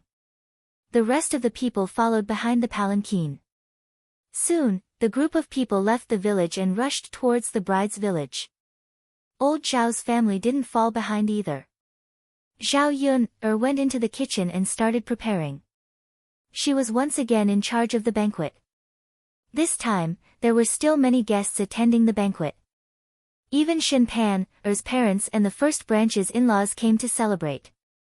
After all, it was Zhao Tianhu's wedding. It would be too distant if they didn't attend such a joyous occasion that concerned the first branch. The Shen family wasn't very willing to live in such a remote place. After arriving and seeing the situation of old Zhao's family, they felt even more distressed for their son and daughter who had to suffer in such a place. Fortunately, Zhao Tianlong had taken the imperial examination this year. The probability of him passing the imperial examination was very high. They also waited until the clouds parted to see the moon. The bitter days would soon come to an end. Once Shen Pan became the wife of an official, she naturally wouldn't have to suffer in such a remote place. In addition to bringing money as a gift, the Shen family was very generous and brought a lot of good things. Of course, most of them were for their daughter. Since they couldn't eat well in the countryside, they brought some of Shen Pan's and Zhao Yangyang's favorite snacks. There were pastries, candied fruits, beef jerky, peanuts, and other things. The carriage stopped outside old Zhao's courtyard. The villagers rarely saw such a grand carriage, so they began to talk about it. What kind of important person came to old Zhao's family? Who knows? Old Zhao's family knows too many rich people. They even have a relationship with the Shitzi. What's so strange about the rest? That's true. Sigh, old Zhao's family now is different from before. Everyone in the Shitzi branch got lucky and suddenly became rich. Didn't I say that it's because the ancestral tomb was well repaired and blessed by the old ancestor in heaven? Otherwise, how could it be like this? As soon as she heard about the matter of repairing the ancestral grave, Hu Shi, who had come to join in the fun, was a little unhappy. They had also built ancestral tombs, but why hadn't their branch prospered like Zhao Baoshan's branch? Madam Hu pushed Zhao Baojun angrily. Zhao Baojun staggered and almost fell to the ground. She unhappily said to Hu Shi, "I say, woman, why did you push me? I almost fell because of you. I'm already so old. If I fall on the ground, my bones will be scattered by you. Aren't you afraid of killing me?" Madam Hu coldly snorted, "You deserve it if you fall to your death." Zhao Baojun was a little annoyed. "I say, you old woman, what are you doing? Why are you throwing a tantrum at me for no reason? When did I offend you? You're always provoking me. Just looking at you makes me angry. It's all your fault, you useless thing. You're definitely not favored by the old ancestor. Look at the children of second brother's branch, they're all so rich. Our branch didn't get any benefits at all. The old ancestor didn't bless us at all." Zhao Baojun increasingly felt that Hu Shi was looking for trouble. She was baffling. Chapter 2005. Madam Hu felt very uncomfortable in her heart, so she made an example of Zhao Baojun. Regardless of whether what he said was right or not, she would feel better if she found fault with him. How can it not be your fault? It must be because you weren't filial to your elders in the past and weren't liked by them. After they died, they didn't remember to bless you. Because of that, our branch didn't get any benefits after building the tomb. Look, your second son's branch has all become rich. When Tianhu got married, he had a big bridal sedan and even rode a horse. He had earned a lot of prestige. Tell me, in comparison, don't you think our branch is too shabby? Madam Hu said angrily. She was very envious of old Zhao's family. Zhao Baojun felt a little uncomfortable when he heard this. The second branch was rich now. What could he do? Even if he was envious and jealous, what was the use? In any case, it couldn't be blamed on him. Instead of being envious of others, it was better to think about how their branch could become rich. You old woman, I think you're just looking for trouble. You have to push the blame to me. Didn't our third and fourth branches also build tombs? I didn't see them become rich. Really? Zhao Baojun replied in dissatisfaction. Madam Hu wanted to make a fuss, but Zhao Baojun's words stopped her. Don't make a fuss. It was originally fine, but because of your fuss, we became a joke to others. Madam Hu looked around and saw that many people's eyes fell on her. Some of them even covered their mouths and secretly laughed. Only then did Madam Hu shut her mouth resentfully. At this time, a few people came out of the carriage parked in front of old Zhao's house. They were Shinpan's family. There was a middle-aged man in his 40s and a woman in her 40s. However, because their family was rich, the two of them were dressed luxuriously and had a very different temperament from the country people. Especially Shinpan's mother, Madame Yang. Compared to Feng Zhangxia, Madame Yang was well dressed. Her clothes and jewelry were not bad, and she probably had rouge on her face. She looked very young, and there were no wrinkles on her face. She still looked pretty. The people in the courtyard saw this, especially the men. They stared at Madame Yang with a hint of amazement in their eyes. They thought that rich people were indeed rich people. If their wives could dress up like this, it would be great. Every day when they went home, they would see a beautiful woman and not an old woman. Madame Yang ignored these people and walked towards old Zhao's courtyard with Shinpan's father, Shinwan. The coachman behind them carried some boxes filled with gifts. Sister-in-law, your in-laws are here. Why don't you hurry up and entertain them? Qian Zans saw them and hurriedly greeted Feng Zhangxia. What? My in-laws are here. Feng Zhangxia, who was still busy in the kitchen, suddenly stopped what she was doing. Yes, he's in the courtyard. Get out of here. All right. Feng Zhangxia was a little excited. She quickly wiped her hands with a rag and rushed into the courtyard. As soon as she saw the Shin family, she immediately put on a smile. Ah, in-laws, you're here. It's so troublesome to come all the way here. Of course, Feng Zhangxia was just being polite. In her heart, she was looking forward to the Shin family's arrival. Not to mention other things, they would definitely bring some gifts. They would also give Zhao Tianhu's wedding gift. Chapter 2006. This way, their family would naturally make a profit. Thinking of the good things and money, Feng Zhangxia's smile widened. The Shin family also replied politely, Tianlong's younger brother is getting married. This is a joyous occasion for your family. As in-laws, how can we not come? Madame Yang also replied, yes, it's a joyous occasion for your family. As in-laws, we naturally have to come and join in the fun.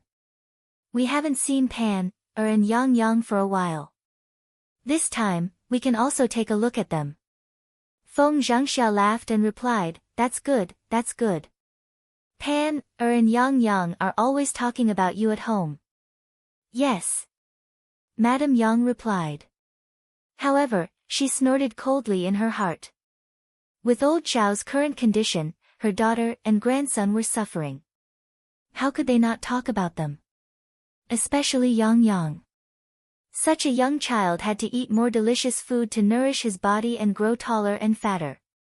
She saw that the children from the poor families were not as fair and tender. They were far from being comparable to the children from the rich families. Feng Zhangxia hurriedly invited Shinwan and Madame Yang into the house to sit. Then, she poured 2 cups of cold water and said, in-laws, you must be tired from the journey. Drink some water first. Okay. Madame Yang took the cup, but she frowned in disgust. The things used by the villagers were shabby, so they were a little dirty. Madame Yang was a clean person and was a little obsessed with cleanliness. Therefore, she looked at the cup that Feng Zhangxia handed her with disdain. However, she was indeed a little thirsty. Madame Yang took out her handkerchief and wiped the cup before reluctantly drinking the water inside. Feng Zhangxia looked at them awkwardly. She was not a fool. How could she not see that Madame Yang was disdainful of her family? However, she could not say it out loud. Who asked them to be from a rich family? They were very particular about the things they used. It was normal for them to look down on the things that the villagers used. After comparing, Feng Zhangxia hoped that Zhao Tianlong would be able to stand out and become a high-ranking official in the future. Then, her life would be more particular. In-laws, please take a seat first. Pan, and Yang are both in the room. I'll go call them out, Feng Zhangxia said. Madame Yang smiled and nodded. All right, then I'll have to trouble you, in-law. I'm fine. Feng Zhangxia hurriedly waved her hand. She then went to Shin Pan's room and greeted her. Pan, your parents are here. Let's go out and have a chat. When Shin Pan heard this, she replied excitedly, okay. Then, she carried Zhao Yang out of the room. Seeing this family's daughter and grandson, Shin Wan and Madame Yang immediately smiled. The family sat together and chatted. Seeing that Zhao Yang was closer to Madame Yang than to her, Feng Zhangxia felt a little uncomfortable.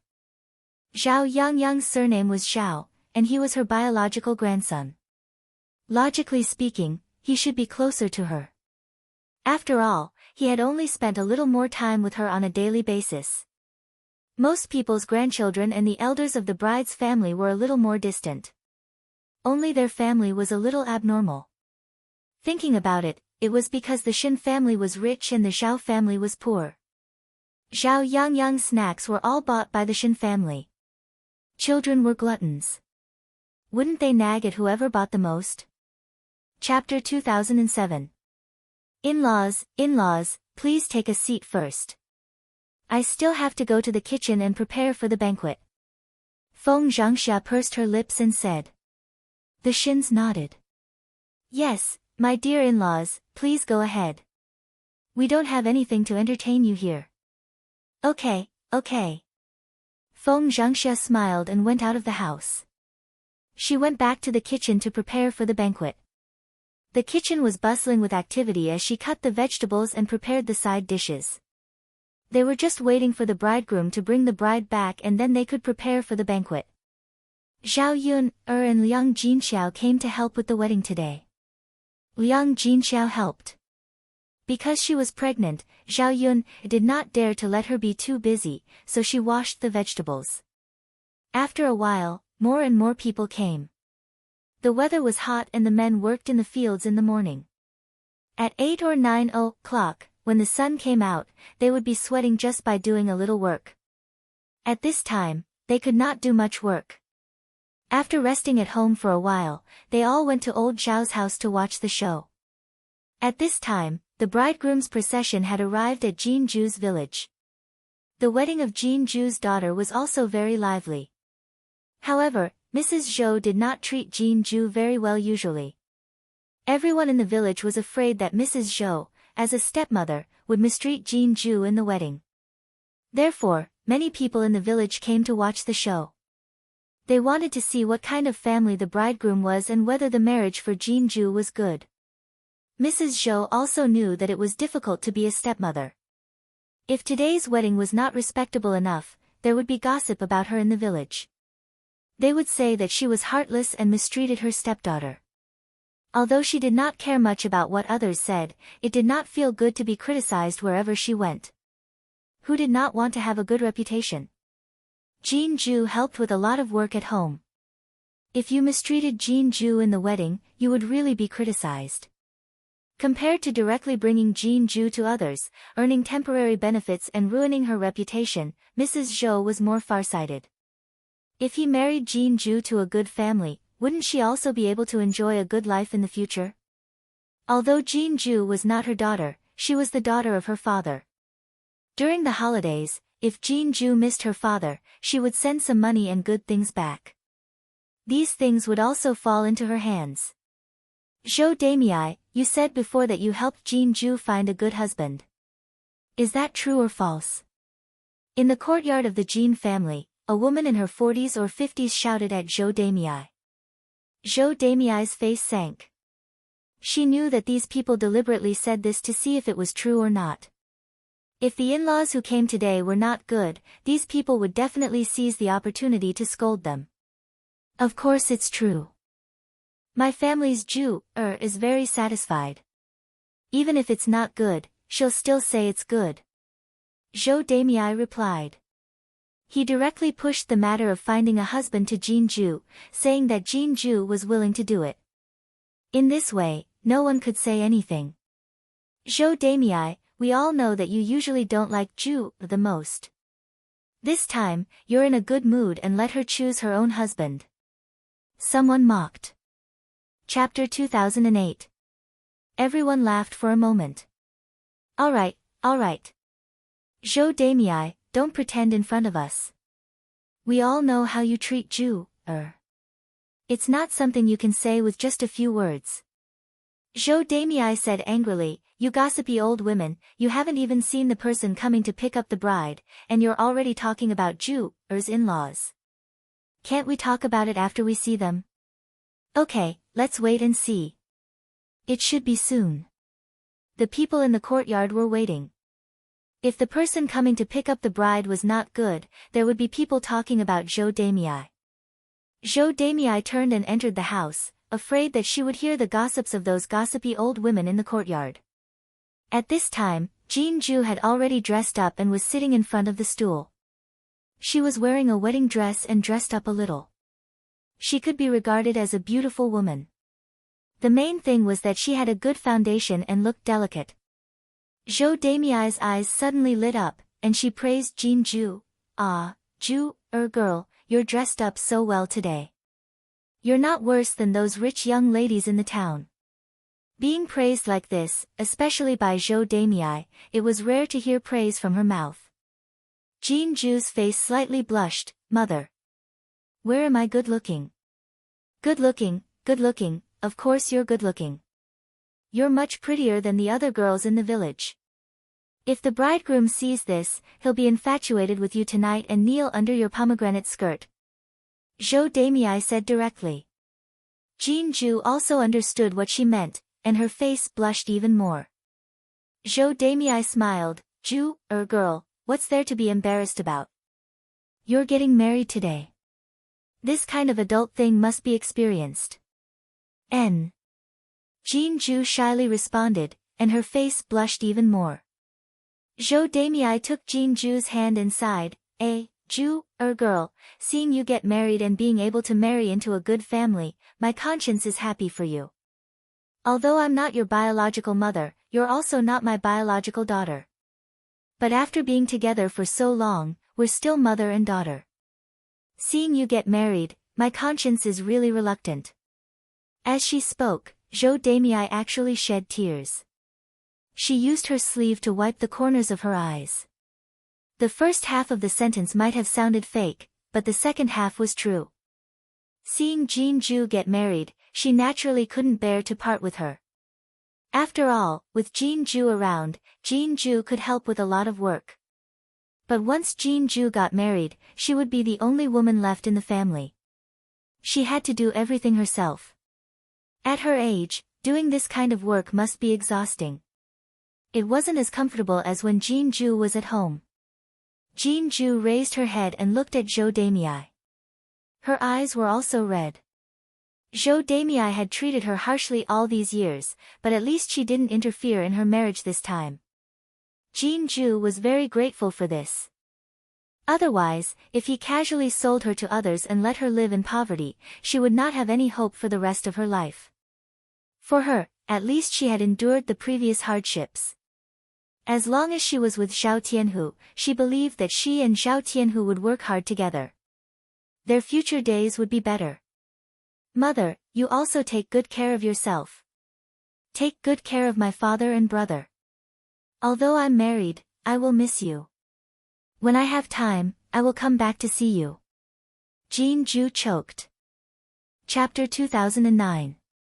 It was also the first time Jin Ju was so close to Zhou Demei, so she wasn't used to it.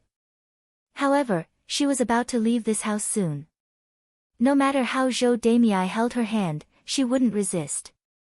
At this time, there was a lively noise outside the house. It was the sound of gongs and drums. Someone shouted outside, "The bridegroom is here, the bridegroom is here."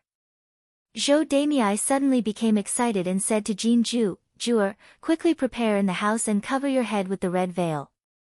Mother will go out and take a look. Jinju nodded heavily, yes, mother. Zhou Damei went out of the house and took a look at the bridegroom's procession. It would have been better if she didn't see it. Once she saw it, she was shocked by the scene in front of her. Not only did old Zhao's people carry a sedan chair over, but Zhao Tianhu also rode a horse over to pick up the bride. The bridegroom's procession had more than 10 people, and they were beating gongs and drums. It was really very impressive.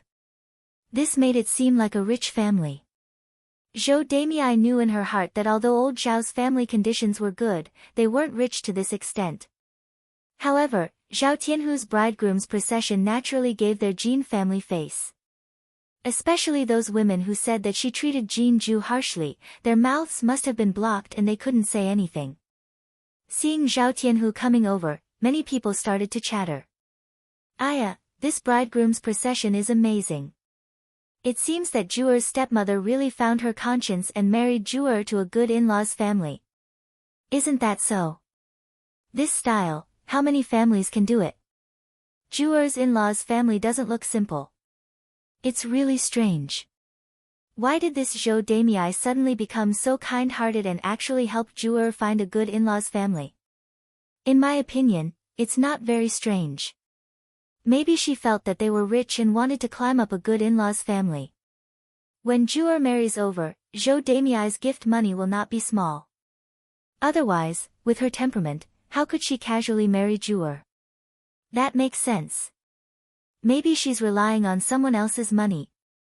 The man's family gave her a lot of money, so she naturally agreed. To put it bluntly, this Zhou Damei just wants money. Would she be so good without money? Zhou Damei was standing not far away. Hearing these women's discussion, she felt a little angry. No matter what she did, it would not end well for her, so she angrily rushed towards those women. What nonsense are you talking about? You only know how to erase me. Little Juer got married, but I didn't get much benefit. The gift was only 3 taels of silver. Don't all the girls in our village get married at this price? Zhou Damei, stop talking nonsense. Who would believe you? That's right, Zhou Damei. Who doesn't know that you're greedy and kind-hearted? Zhou Damei rolled up her sleeves angrily and said to the women, I dare you to spout nonsense again. Your mouths are on your bodies, so you don't have to take responsibility for your nonsense. Seeing this, old man Jin hurriedly came over and said, Okay, don't say any more. Sisters-in-law, what Damei said is true. Our family really only asked for 3 taels of silver as gift money this time. Although Damei usually does something wrong, but this time, Juer really didn't lose out. Chapter 2010. This old man Jin usually likes to protect Zhou Damei and is a henpecked husband. Otherwise, Jinju has suffered so many grievances since Zhou Damei married into the Jin family. As long as old man Jin can make the decision to help Jinju can suffer a lot less. But now it seems that Jinju's bitter days are coming to an end. This in-laws family is so big that it must be a good family. If Jinju can marry into such a family, she will definitely be able to enjoy life in the future. Zhou Damei's face is sullen. Her mood is a little bad because of these gossipy old women. Old man Jin pats Zhou Damei's shoulder, Damei, you go to the house to accompany little Juer. Later, you have to help little Juer out. I will take care of the wedding party. Zhou Damei nods, okay, then I will go in. Zhou Damei says and turns to go into the house. An old man Jin walks towards the wedding party. The wedding party stops in the Jin family's courtyard. Zhao Tianhu jumped down from the horse's back and landed on the ground. Originally, he is very handsome after dressing up, but now, he looks even more handsome. Many young girls who come to join in the fun exclaim when they see Zhao Tianhu.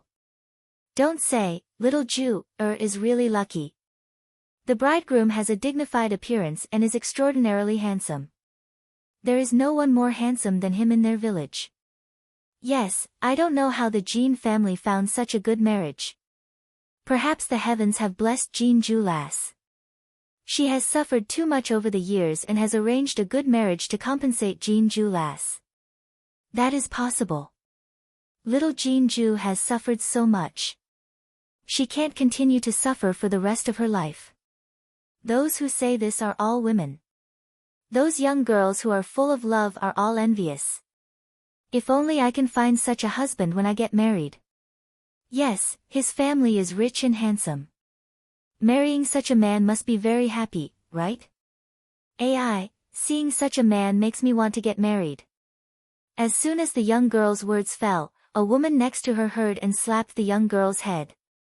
The young girl exclaims and says to the woman discontentedly, "Mother, what are you doing? Why did you hit me?" The woman's face is calm as she reprimands.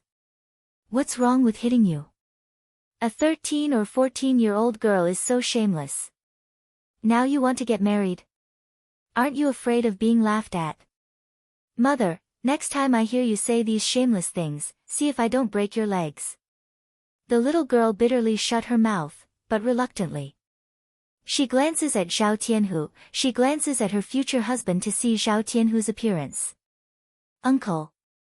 Zhao Tianhu was a little nervous facing Old Man Jean, so he smiled and called out. Old Man Jean pretended to be angry and glared at Zhao Tianhu. "You child, what are you calling me? Are you still calling me uncle today?" Zhao Tianhu is stunned.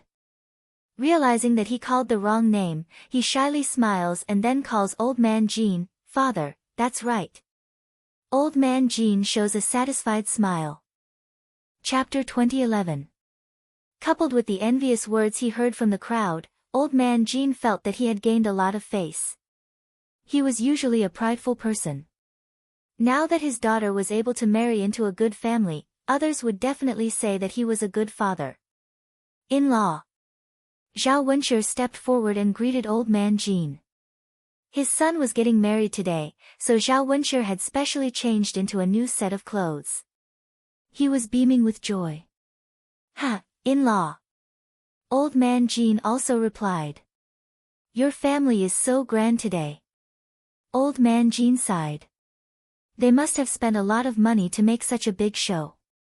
However, the fact that the Zhao family was willing to spend this money was enough to show how much the Zhao family valued the Jean family.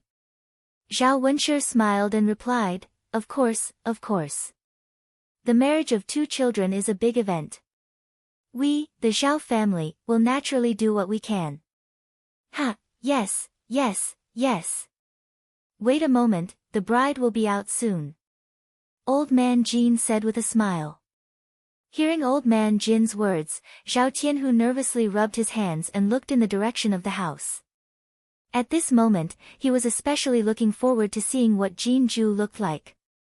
Thinking about Jean Ju's small face, he reckoned that she would be very beautiful today.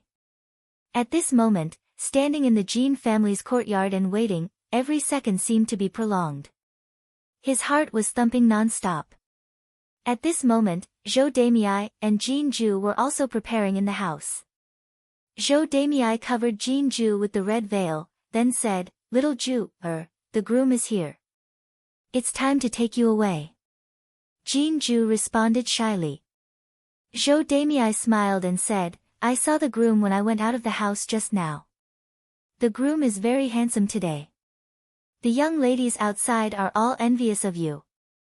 Jean Ju, who was under the red veil, couldn't help but blush. "Mother, Tianhu isn't that handsome." It wasn't like she hadn't seen him before. How could she not know what Zhao Tianhu looked like? Zhou Damei smiled and said, "Isn't that so, little Ju? As the saying goes, clothes make the man. He dressed up a little today, and he is indeed extraordinarily handsome. You didn't see it, but you'll know when you see it tonight." Speaking of the night, they would definitely consummate their marriage. Jean Ju felt a burst of shyness in her heart. Her hand tightly grasped the corner of her clothes.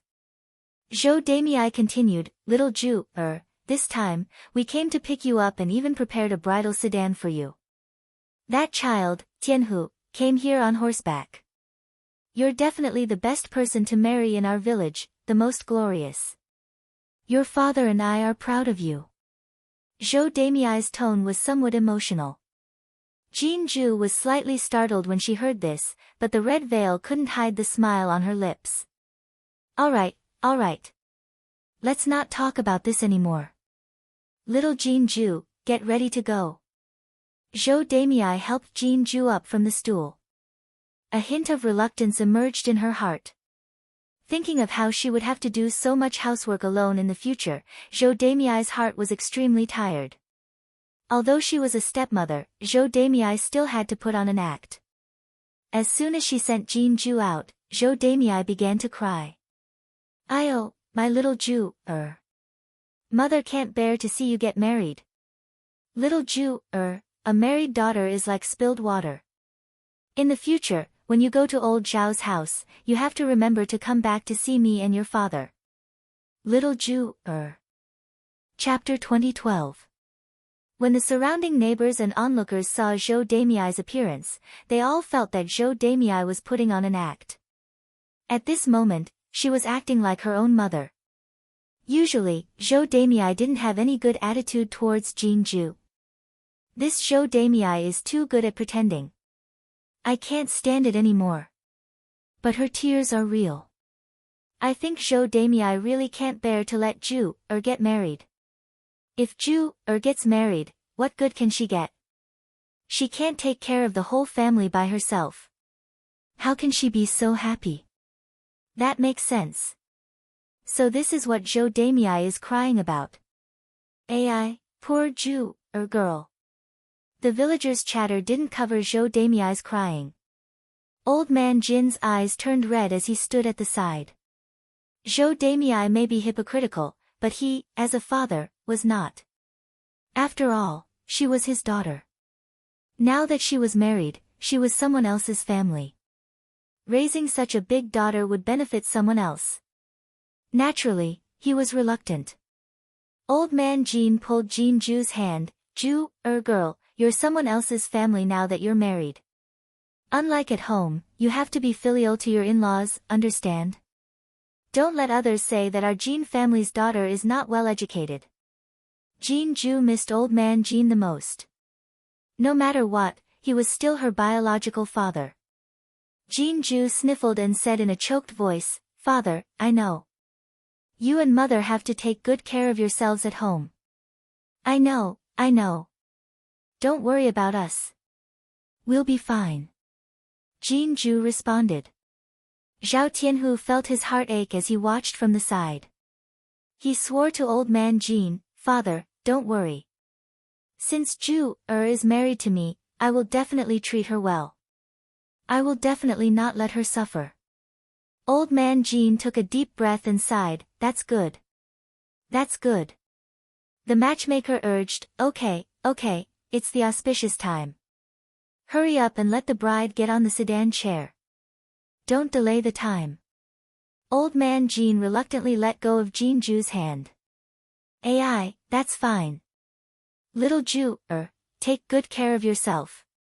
Father has let you down for so many years. Now that I see that you've finally found a good husband, father will feel less guilty when I see your mother in the afterlife. Father. Jinju's heart was even more uncomfortable. Before, she had some resentment towards old man Jin.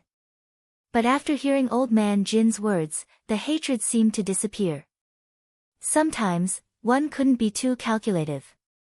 Old man Jin had a lot of faults, but he also had his good points. Bride, get into the sedan chair. The matchmaker pulled Jinju into the sedan chair. Old man Jin wiped at the corner of his eyes. As for Zhou Demiai, she continued to pretend to rush over while shouting Jinju's name. You, is. Ju is.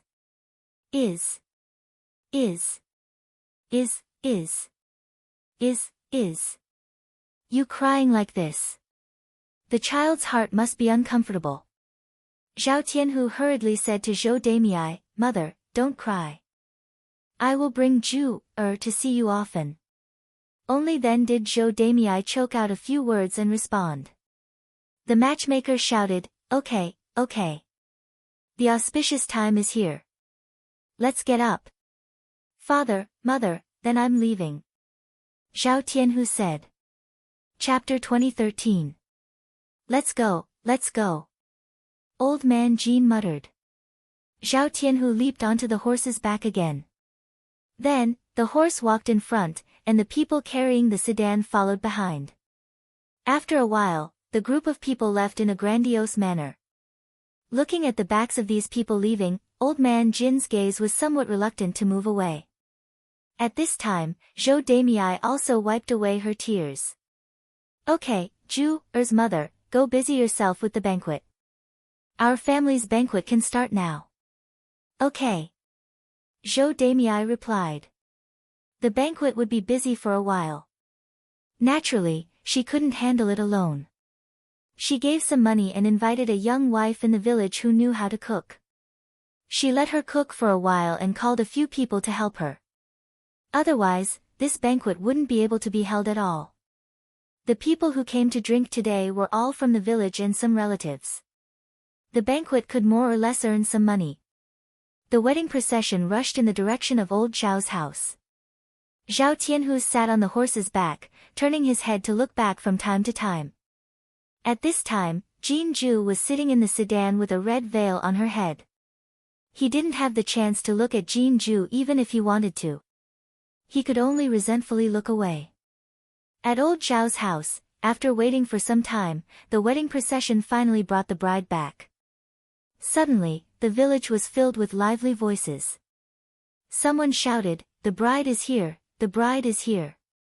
The adults stretched their heads to look, but the children rushed out immediately. Usually, on wedding occasions, they would sprinkle candy. Children loved the candy, so naturally, they would be greedy for the candy that was sprinkled. The people of the first branch were more prideful, so this time, they weren't stingy and bought a lot of candy. Seeing the children rushing over, Zhao Wenshi grabbed a handful and scattered it on the ground. The children immediately rushed up to snatch it.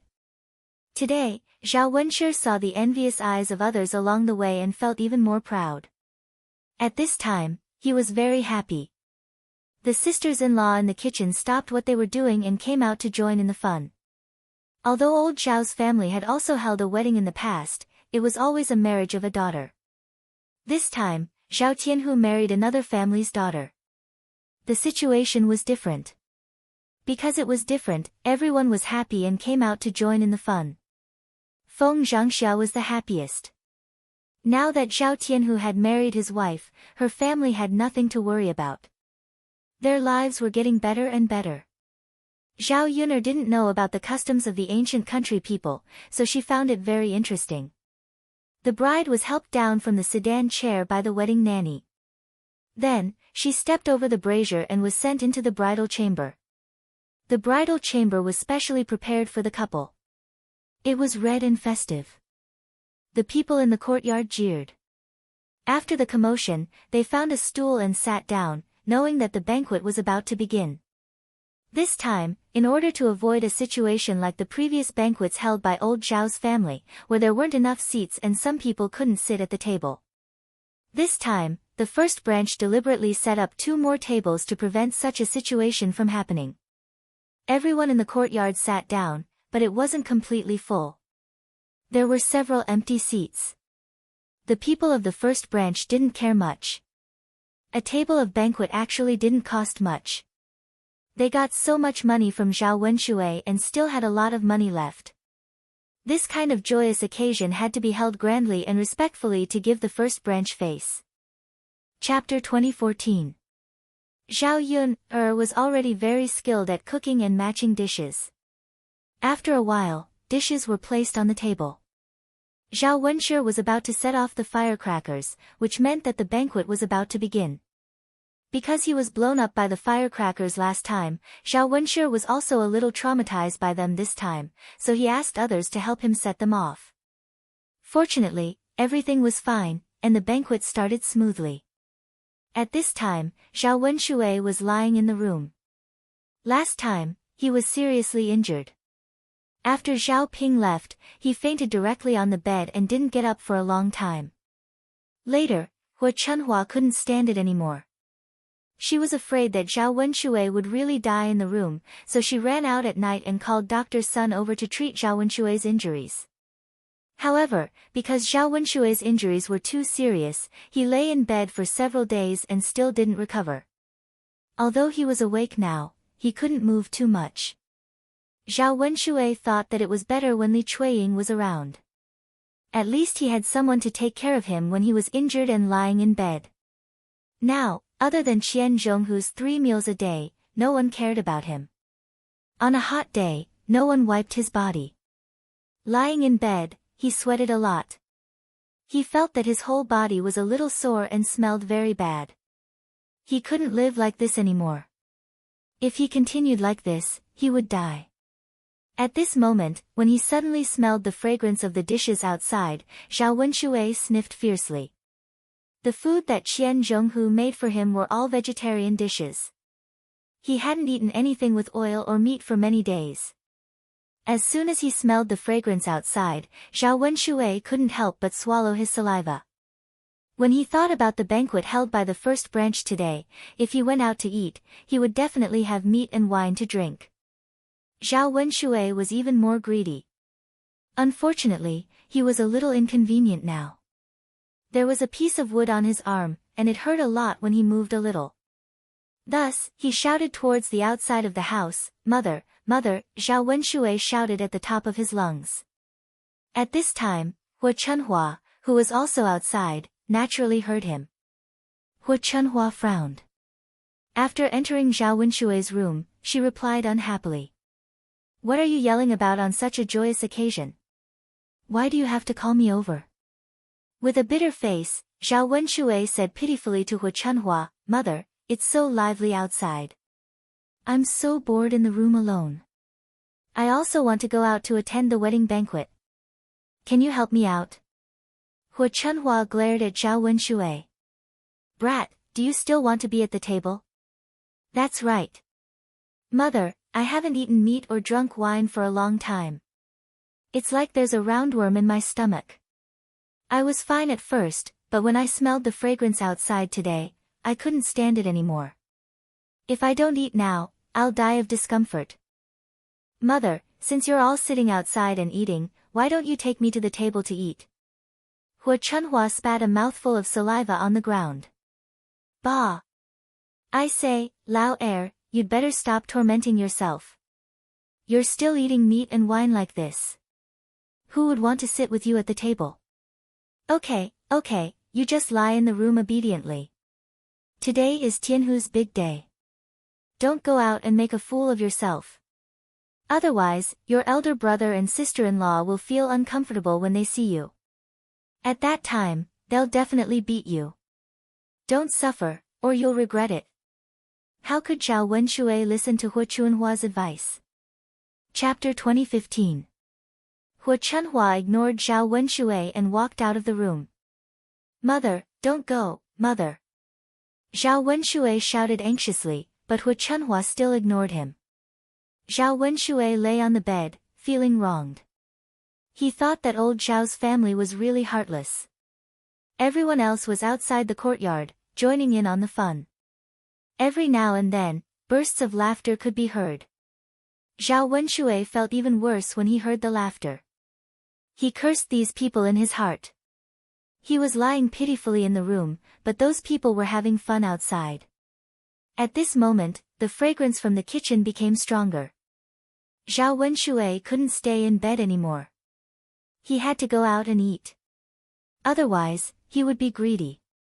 He didn't believe that Zhao Wenshui and Feng Zhangxiao would argue with him and not let him eat at the table on this happy day. Zhao Wenshui struggled to get up from the bed. His arm accidentally bumped into something, causing him to grimace in pain. Zhao Wenshui took a deep breath and walked out of the room. There were many people in old Zhao's courtyard. When they saw Zhao Wenshui's miserable appearance, they all pointed at Zhao Wenshui and talked about him. What happened to Zhao Wenshui? How did he end up like this? Yeah, could it be that he offended someone and got beaten up? Who knows? But why did he come out with such injuries? Did he come out to drink? Zhao Wenshui didn't care about these people's discussion.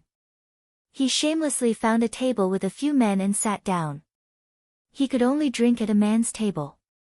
Moreover, he was a man. How could he squeeze with a few women? As soon as Zhao Wenshui sat down, the men smelled his rancid smell. The men on the same bed frowned in disgust. How were they going to eat later if they were to be smoked like this? The smell was so disgusting that they couldn't eat. Zhao Wenshui, you're injured. It's not convenient for you to eat. Why did you come to the table? A man said tactfully. If he said it too directly, he was afraid that it would hurt Zhao Wenshui and make him feel awkward. Zhao Wenshui didn't understand the man's meaning. He waved his hand and said indifferently, so what? His body is injured, not his mouth. It's fine to eat something and drink some wine. The man frowned. It seemed that Zhao Wenshui had no intention of leaving. She couldn't help but continue, but if you keep on messing around like this, what if we accidentally touch you and you get hurt? In my opinion, it's better not to eat it at the table, lest you hurt yourself. Zhao Wenshui continued to mumble indifferently, it's fine, it's fine. What could happen? You guys should be careful and stay away from me. Isn't that enough? Let me have a seat by myself. The men on the table were speechless when they saw Zhao Wenshui. They couldn't understand why Zhao Wenshui didn't have any self-awareness. He smelled so bad and still had to come over to annoy them. Zhao Wenshui, the smell on your body is so strong that it's suffocating us, one of the more outspoken people replied. Why don't you move your seat? I can't drink at the same table as you. Chapter 2016. Zhao Wenshui was stunned for a moment. He narrowed his eyes and finally understood. It turned out that these people despised him and didn't want to sit at the same table as him. He was so pissed off, Zhao Wenshui sniffed his body. It was indeed very smelly. He was a little embarrassed, but he was still unwilling to listen to these people and leave the table. Zhao Wenshui replied weakly, seriously, why are you guys being so pretentious? Isn't it just a little strong? When the dishes are served later, the fragrance will naturally cover the stench on my body. Upon hearing Zhao Wenshui's words, the corners of the men's mouths twitched. They sighed at how thick-skinned Zhao Wenshui was. They had already said so, but he still had the nerve to not leave and even said such words. This was the first time they had seen such a person, and they were completely convinced. Hey, let's not talk about it. If you want to sit, then sit. Anyway, I can't stand this smell. I'll go eat at another table. One of the men stood up. The other men at the table followed suit and left Zhao Wenshui's table. Seeing that everyone left one by one and he was the only one left at the last table, how could he eat? When the people from the first branch saw that he was the only one at the table, how could they serve the dishes? Zhao Wenshui frowned and thought for a moment. In the end, he decided to forget it. It was boring to eat alone at a table, so he would also change tables. Since the others despised him, it seemed that he could only sit at the same table as his family. Zhao Wenshui stood up and looked around. Finally, he saw Zhao Wentao, Zhao Wenhua, and Zhao Baoshan sitting at the same table. Bearing the risk of being scolded, Zhao Wenshui slowly moved his feet. Then, he sat down shamelessly. Old Zhao's family was stunned when they saw Zhao Wenshui.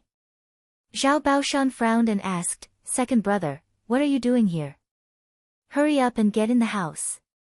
Zhao Wenshui smiled embarrassedly.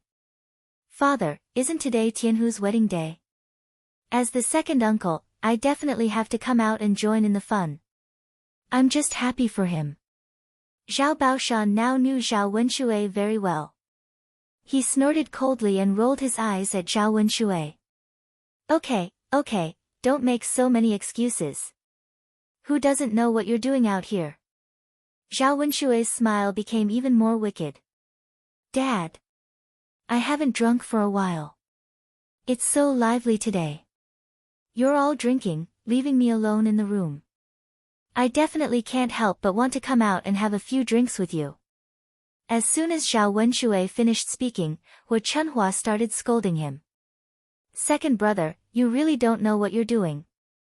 The doctor said that you can't drink or eat spicy things. Otherwise, the medicine you take won't be so effective. Hua Chunhua originally thought that it would be fine if she ignored Zhao Wenshui.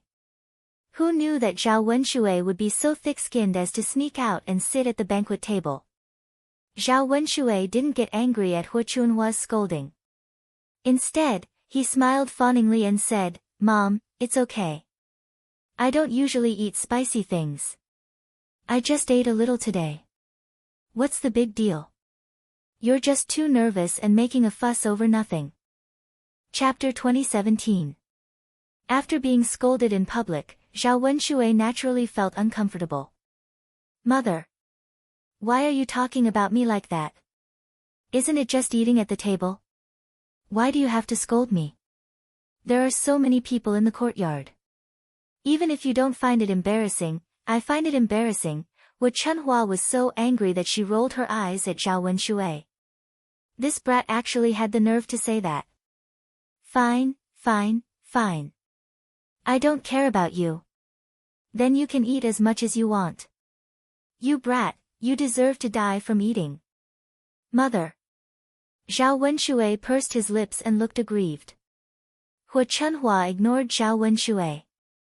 She thought that if something really happened to Zhao Wenshui because of this banquet, she would definitely not intervene in Zhao Wenshui's life. Last time, because of their mother-son relationship, she found a doctor for Zhao Wenshui. This time, she really didn't want to find another doctor. This son of hers didn't deserve any sympathy at all. He actually liked to cause trouble on a daily basis. Zhao Wenshui continued to sit down shamelessly. Zhao Baoshan, on the other hand, had a straight face and was somewhat unhappy. "Wenshui, your mother is right. You have to listen to her words. Don't act like it doesn't matter.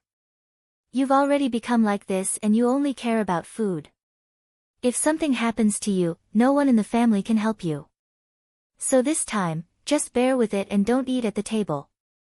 It's fine as long as Tianhu understands your intentions." Zhao Baoshan opened his mouth again and spoke in a manner that seemed to be driving him away. "Father." Zhao Wenshui's heart was very sullen. Wasn't it just a banquet? The whole family was here, but they had to drive him away to make him happy. Really? They made it seem like he was an outsider and didn't care about him at all. Hurry up and go back to your room. Don't dawdle anymore. Zhao Baoshan impatiently urged him again. At this moment, a dish was prepared in the kitchen and was brought to the table. When Zhao Wenshui saw the dishes on the plate, he was reluctant to leave. Now, he couldn't move. Zhao Wenshui swallowed his saliva and couldn't wait to pick up his chopsticks and have a taste. However, before he could do that, he heard Zhao Baoshan scolding him again, "Hurry up and leave. We're going to eat." "Father. I also want to sit down and eat. It's already pitiful enough for me to lie in my room alone for so many days. Now that it's Tianhu's big day, I can't even come out to join in the fun. Do you want me to suffocate to death in my room?" Zhao Wenhua glanced at Zhao Wenshui and felt that her second brother was indeed a little pitiful. The whole family sat at the same table to eat, but Zhao Wenshui was not allowed to sit at the table. Zhao Wenshui was definitely uncomfortable. Zhao Wenhua said, "Father, why don't we let second brother sit down and eat? It's not a big deal to eat less spicy food and drink less alcohol. The main thing is that the whole family can sit together and join in the fun. After all, it's a joyous day. Old Zhao's family should all be happy." After hearing Zhao Wenhua's words, Zhao Wenshui cast a grateful look at him and hurriedly nodded in agreement. "Yes, yes, yes, yes, yes, father. That's what fourth brother said." Zhao Baoshan glared at Zhao Wenshui and said unhappily, "Do whatever you want. I don't care anyway. I won't help you when your big brother comes over to chase us away." "Father, he won't. Big brother usually bickers with me. He definitely won't do that today." However, Zhao Wenshui was slapped in the face the next second. Chapter 2018. Big Brother. Zhao Wenshui looked into Zhao Wenshi's gloomy eyes and felt a little scared. He had been punched by Zhao Wenshi before, so he knew how powerful Zhao Wenshi was. As soon as Zhao Wenshui saw Zhao Wenshi, he could not help but feel a little scared. Hurry up and leave. Do you want me to chase you away with a stick before you leave? Zhao Wenshi continued to scold him. Zhao Wenshui smiled fawningly and said, Big brother, I know you're not happy to see me, but don't be angry with me. Today is Tianhu's big day. Don't be so calculative with me. What does my Tianhu's big day have to do with you? Zhao Wenshi retorted angrily. Zhao Wenshui said embarrassedly, Of course it has something to do with me, big brother. I'm Tianhu's second uncle. How can it have nothing to do with me? Zhao Wenshi snorted and said, What kind of second uncle are you? Hurry up and get lost. Zhao Wenshi said mercilessly. Of course, in his heart, he did not acknowledge Zhao Wenshui as his brother. Ever since Zhao Wenshui laid his hands on his wife, he treated Zhao Wenshui as if he did not exist. In the past, even if Zhao Wenshui did something worse than a beast, he would still take into account their brotherhood. However, Zhao Wenshui's perverted hands reached out to his wife. As long as he was a man, he would not tolerate such a thing happening. Zhao Wenshui was slightly stunned. Why was Zhao Wenshi's reaction different from what he had imagined? Big brother, let's talk nicely. It's just a banquet. Before Zhao Wenshui could finish speaking, Zhao Wenshi had already picked up the stick on the ground and swung it at Zhao Wenshui. Zhao Wenshui hurriedly dodged. When he saw that he had dodged, he heaved a heavy sigh of relief in his heart. If he was hit, it would be terrible. He was already injured, so he would definitely be crippled. After recovering from his shock, Zhao Wenshi chased after him with a stick. Are you going to leave or not? Zhao Wenshui was so scared that he hurriedly said, Big brother, stop hitting me. I'll get out of here. With that, Zhao Wenshui limped back to his room. Seeing Zhao Wenshui's back disappear, Zhao Wenshi's anger dissipated. This shameless guy actually had the nerve to come out. If it weren't for the fact that they were holding a wedding today and he didn't have a chance to make a scene in front of so many people, he wouldn't be able to rest if he didn't give Zhao Wenshui a good beating. After Zhao Wenshui left, the banquet table continued to be lively. Zhao Yun'er was in charge of cooking in the kitchen, and the dishes were served one by one. Due to the delicious food and wine, everyone in the courtyard began to eat in a lively manner. As the groom, Zhao Tianhu inevitably had to be toasted by table after table. The villagers were usually very idle, so when it came to such a joyous occasion, they naturally wanted to liven things up. Everyone held a jar of Zhao Tianhu's wine. Zhao Tianhu was an honest person. After others toasted him, he was too embarrassed to refuse, so he directly gulped down cup after cup of wine. Fortunately, he usually had a good tolerance for alcohol. If it were an ordinary person, they would have been drunk and passed out on the ground. Feng Zhangxia was busy in the kitchen while looking at Zhao Tianhu worriedly. When she saw that Zhao Tianhu drank so much wine, she was very worried. She hurriedly walked out and pulled Zhao Wenshi aside. Tianhu's father, you have to stop others from toasting. Tianhu drank so much that it will hurt his body. Hey, Tianhu's mother, today is just for fun. You can't refuse a toast, right? Chapter 2019. Feng Zhangxia was still worried about her son, so she reminded him repeatedly. Zhao Wenshi could only reply, okay. I got it. But she wants Tianhu to drink. I'm just afraid that as his father, she won't be happy if I help her drink. Feng Zhangxia's face was colored with a hint of worry. Drinking too much wine would cause problems. They still had to consummate their marriage at night. If he drank too much and passed out, how could they continue? This isn't a good idea, then think of a way. While the two of them were frowning and meditating, Zhao Yun came over and said, What's so difficult about this? Can't we just change the wine in second cousin's wine pot to water? At most, he'll just drink a few more cups of water. Zhao Wenshi and Feng Zhangxia were slightly stunned. After hearing Zhao Yun's words, they suddenly felt that they were too naive. Sometimes, one had to be sly and not be too honest. But what if the wine in the wine pot doesn't smell like wine? Won't we be discovered? Zhao Wenshi was a little worried. People like them who drank wine often knew that when pouring wine, they would smell the fragrance of wine. If it was plain water, they might be suspicious if they couldn't smell it. Zhao Yun smiled, that's easy. Add some water to the wine. This way, it won't smell like wine and it won't be easy to get drunk. After hearing Zhao Yun's words, Zhao Wenshi and Feng Zhangxia were enlightened. This method was indeed good and feasible. Hence, when Zhao Tianhu was about to finish the wine pot in his hand, he hurriedly took out another wine pot and poured a lot of water into it. Then, he brought it in front of Zhao Tianhu and asked Zhao Tianhu to hold the diluted wine pot and toast everyone. This time, because the alcohol content in the wine was reduced by a lot, Zhao Tianhu didn't get too drunk even though he drank a lot. After 3 rounds of wine, almost everyone in the courtyard had eaten and drunk well. Zhao Yun was busy with the banquet, and it was rare for her to take time to have lunch. But because of the heat, she couldn't eat much.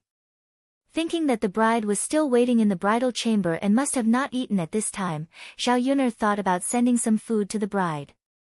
Otherwise, she would be hungry after waiting for such a long time. Unfortunately, the bride's veil could only be removed by the groom during the bridal chamber, and no one else could do it. With a red veil covering the bride's head, it was impossible to eat. Zhao Yun silently planned to hide more snacks in her sleeves when she got married in the future. That way, she could use these snacks to fill her stomach when she was hungry. After the people in the courtyard finished eating, they dispersed.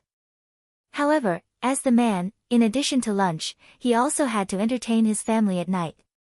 Old Zhao's family members had to be well entertained. After dinner, the banquet would be over, and then they would enter the bridal chamber. The banquet in the evening was easy to prepare.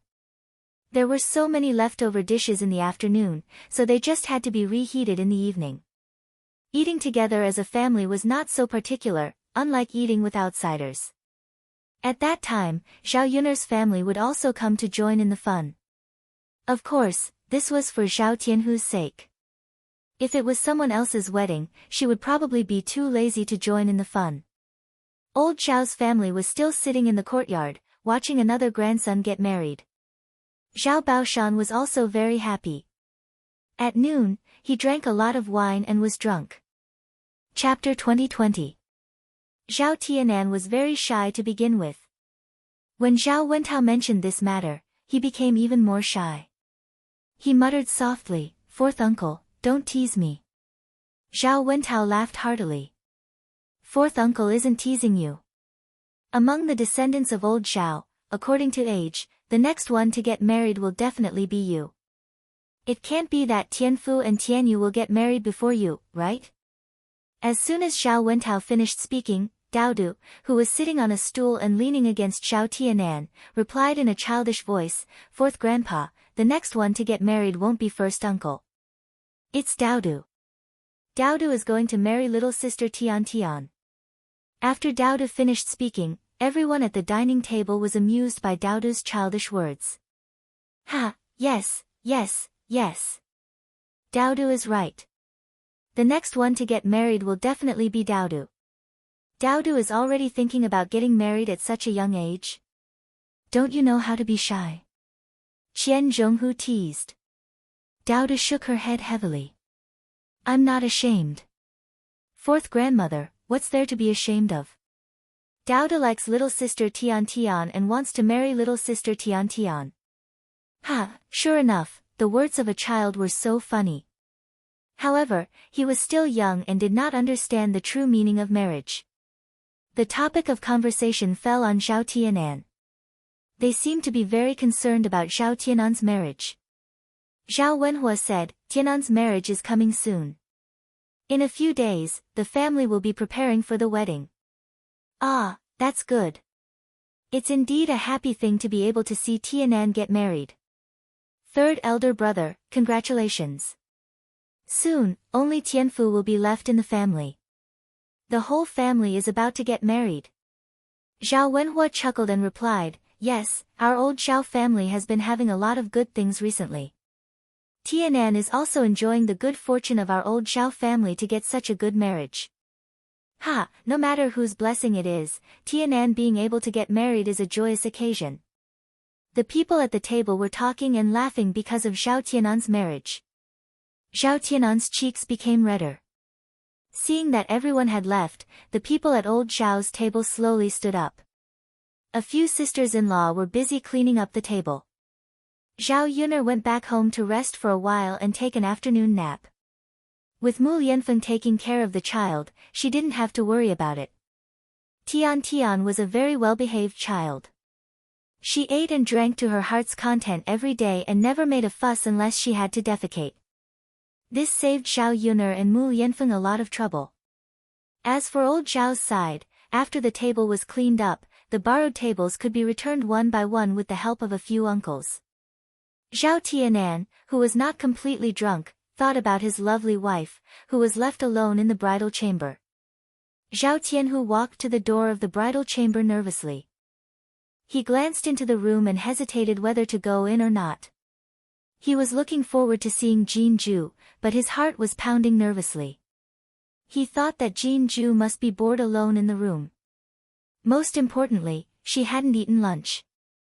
Zhao Tianhu entered the room and stood in front of Jin Ju. He said gently to her, Ju, are you hungry? Do you want to eat something? Jin Ju nodded and then shook her head. She nodded because she was indeed hungry. She shook her head because it was inconvenient to eat with the red veil on her head. Ju, what's wrong? Are you hungry or not? Zhao Tianhu asked doubtfully. Chapter 2021. Zhao Tianhu replied foolishly, then I'll just take it off. Taking off the veil on Jin Ju's head would allow him to see Jin Ju's dainty appearance today. He couldn't wait to take a look and let Jin Ju see her current handsome appearance. You can't. Jin Ju replied shyly. Why is that? The two of us are getting married. If we take off the veil now, it will be inauspicious. Wait for the night. You can only take it off during the wedding night. Under the veil, Jin Ju's face was extremely red. Thinking of the wedding night, Jin Ju's heart was nervous. Zhao Tianhu was about the same.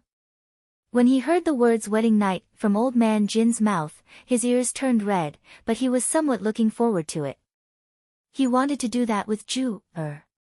She was his wife, so the two of them could do the wedding night. Then we'll wait until the wedding night to reveal it. Zhao Tianhu stuttered a little. Because he was nervous, he clutched the corner of his clothes, secretly looking forward to the arrival of the night. Jin Ju also responded. Thinking that it would take some time to wait for the night, Jin Ju was already hungry. If she waited until the night, wouldn't she be so hungry that her chest was sticking to her back? Zhao Tianhu continued to ask with concern, Ju, what if you're hungry? Do you want me to get something else for you to eat? No. There's no need, right? Jin Ju was a little embarrassed to ask. Ju, being hungry is not an option. You still have to eat something. I'll go get you some food. With that, Zhao Tianhu turned and left the house. Since she couldn't eat food, but other things could be eaten. For example, those pastries and candies, eating them could at least fill her stomach. Zhao Tianhu walked out of the house and went to look for Feng Zhangxia. Mother! Zhao Tianhu called out. Mother, do we still have those pastries in our house? Take some out for me, I'll give them to Ju. She hasn't eaten yet. I'm a little hungry. Feng Zhangxia patted her head, only then did she remember Jin Ju. She hurriedly nodded and said, all right, mother will go get some now. Yes. When Feng Zhangxia entered the house, she left all the delicious food with Shen Pan, so that Shen Pan could bring it to Zhao Yangyang. Right now, the Shen couple was in the room chatting with Shen Pan. Feng Zhangxia couldn't help but feel a little awkward when she went in. She forced a smile and said, "You guys talk. Don't worry about me. I'm just going to take some food out." However, as soon as Feng Zhangxia opened the bag, Zhao Yangyang stopped Feng Zhangxia unhappily. "Grandma, you said these things are for me to eat. Where do you want to take them now? Who is it for?" Feng Zhangxia coaxed, "Yangyang, your second aunt is hungry. Grandma will get her something to eat now. Otherwise, she will starve." However, Zhao Yangyang stubbornly replied, "No. Grandma, you said before that these things were for Yangyang alone. Why are you giving them to others now?" Feng Zhangxia was stunned. "Yangyang, but your second aunt doesn't have anything else to eat. Can you let Grandma take some now? Grandma will buy them tomorrow and return them to you, okay?" Zhao Yangyang protected the pastries with one hand and stubbornly said, "No, Grandma can't go back on her words. If you give Yangyang something, you can't give it to others. Otherwise, Yangyang will get angry and ignore Grandma in the future." Chapter 2022. If Zhao Yangyang was protecting Jinju, then what could he make for her? "Grandma, go away, go away," Zhao Yangyang pushed Feng Zhangxia, wanting to chase her out. Feng Zhangxia furrowed her brows, feeling a little uncomfortable. Her gaze landed on Shinpan.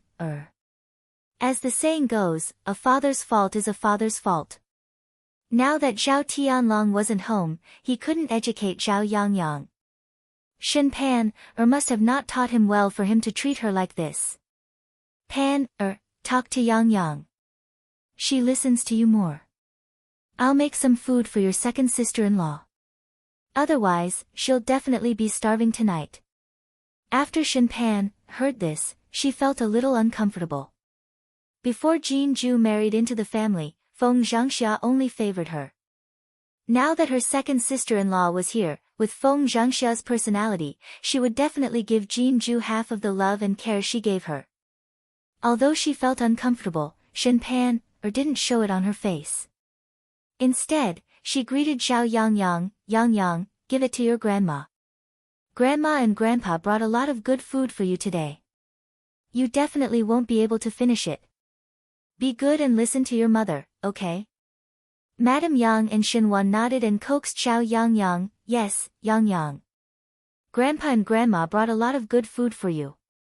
It'll be enough for you to eat for a while. When you're done eating, have your mother bring you to Grandpa and Grandma to prepare some more for you." After hearing Madame Yang and Xinwan's words, Zhao Yangyang made a sound of agreement. "Yes, yes. Then Yangyang will eat the food Grandpa and Grandma brought. Grandpa and Grandma are the best." Zhao Yangyang smiled and ran over to Madame Yang and Xinwan. Feng Zhangxia felt a little stuffy in her chest. She glanced at Zhao Yangyang and scolded him in her heart. This little brat didn't even know who he should be close to. Madame Yang and Xinwan were just outsiders. Since he was her grandson, he should be closer to her. She was so good to him, but she couldn't bear to eat anything and stuffed everything into Zhao Yangyang's mouth. Now, Zhao Yangyang was great. Madame Yang and Xinwan casually took out something to coax him, but Zhao Yangyang immediately betrayed them and said that Madame Yang and Xinwan were good. It seemed like the amount of food she gave to this grandson was not as good as the amount of food she gave to the Xin family. This kind of child would probably not know how to be grateful and filial when he grew up. Of course, Feng Zhangxia was just thinking about it. Although she was disappointed, he was still her grandson. What could she do? Shinpan pursed her lips and said to Feng Zhangxia, "Mother, it's done now. Go and give some to second sister-in-law." Feng Zhangxia came back to her senses and responded. Then, she took out some pastries from the bag. She didn't take much, but it was enough to fill her stomach. After coming out, Feng Zhangxia gave the cake to Zhao Tianhu. Zhao Tianhu turned around and went into the house to give it to Jinju. At this moment, in Shinpan's room, the Xin couple sighed. Shinpan asked, "Father, Mother, why are the two of you sighing?" Madame Yang's heart ached as she said, "Father and Mother are very sad to see you and Yangyang living like this. You even treasure food so much. If you married into a rich family, you wouldn't have to live like this. Shen Pan cried and laughed, Father, Mother, it's not as bad as you make it out to be. Although we're not rich, at least Yang Yang and I have never gone hungry.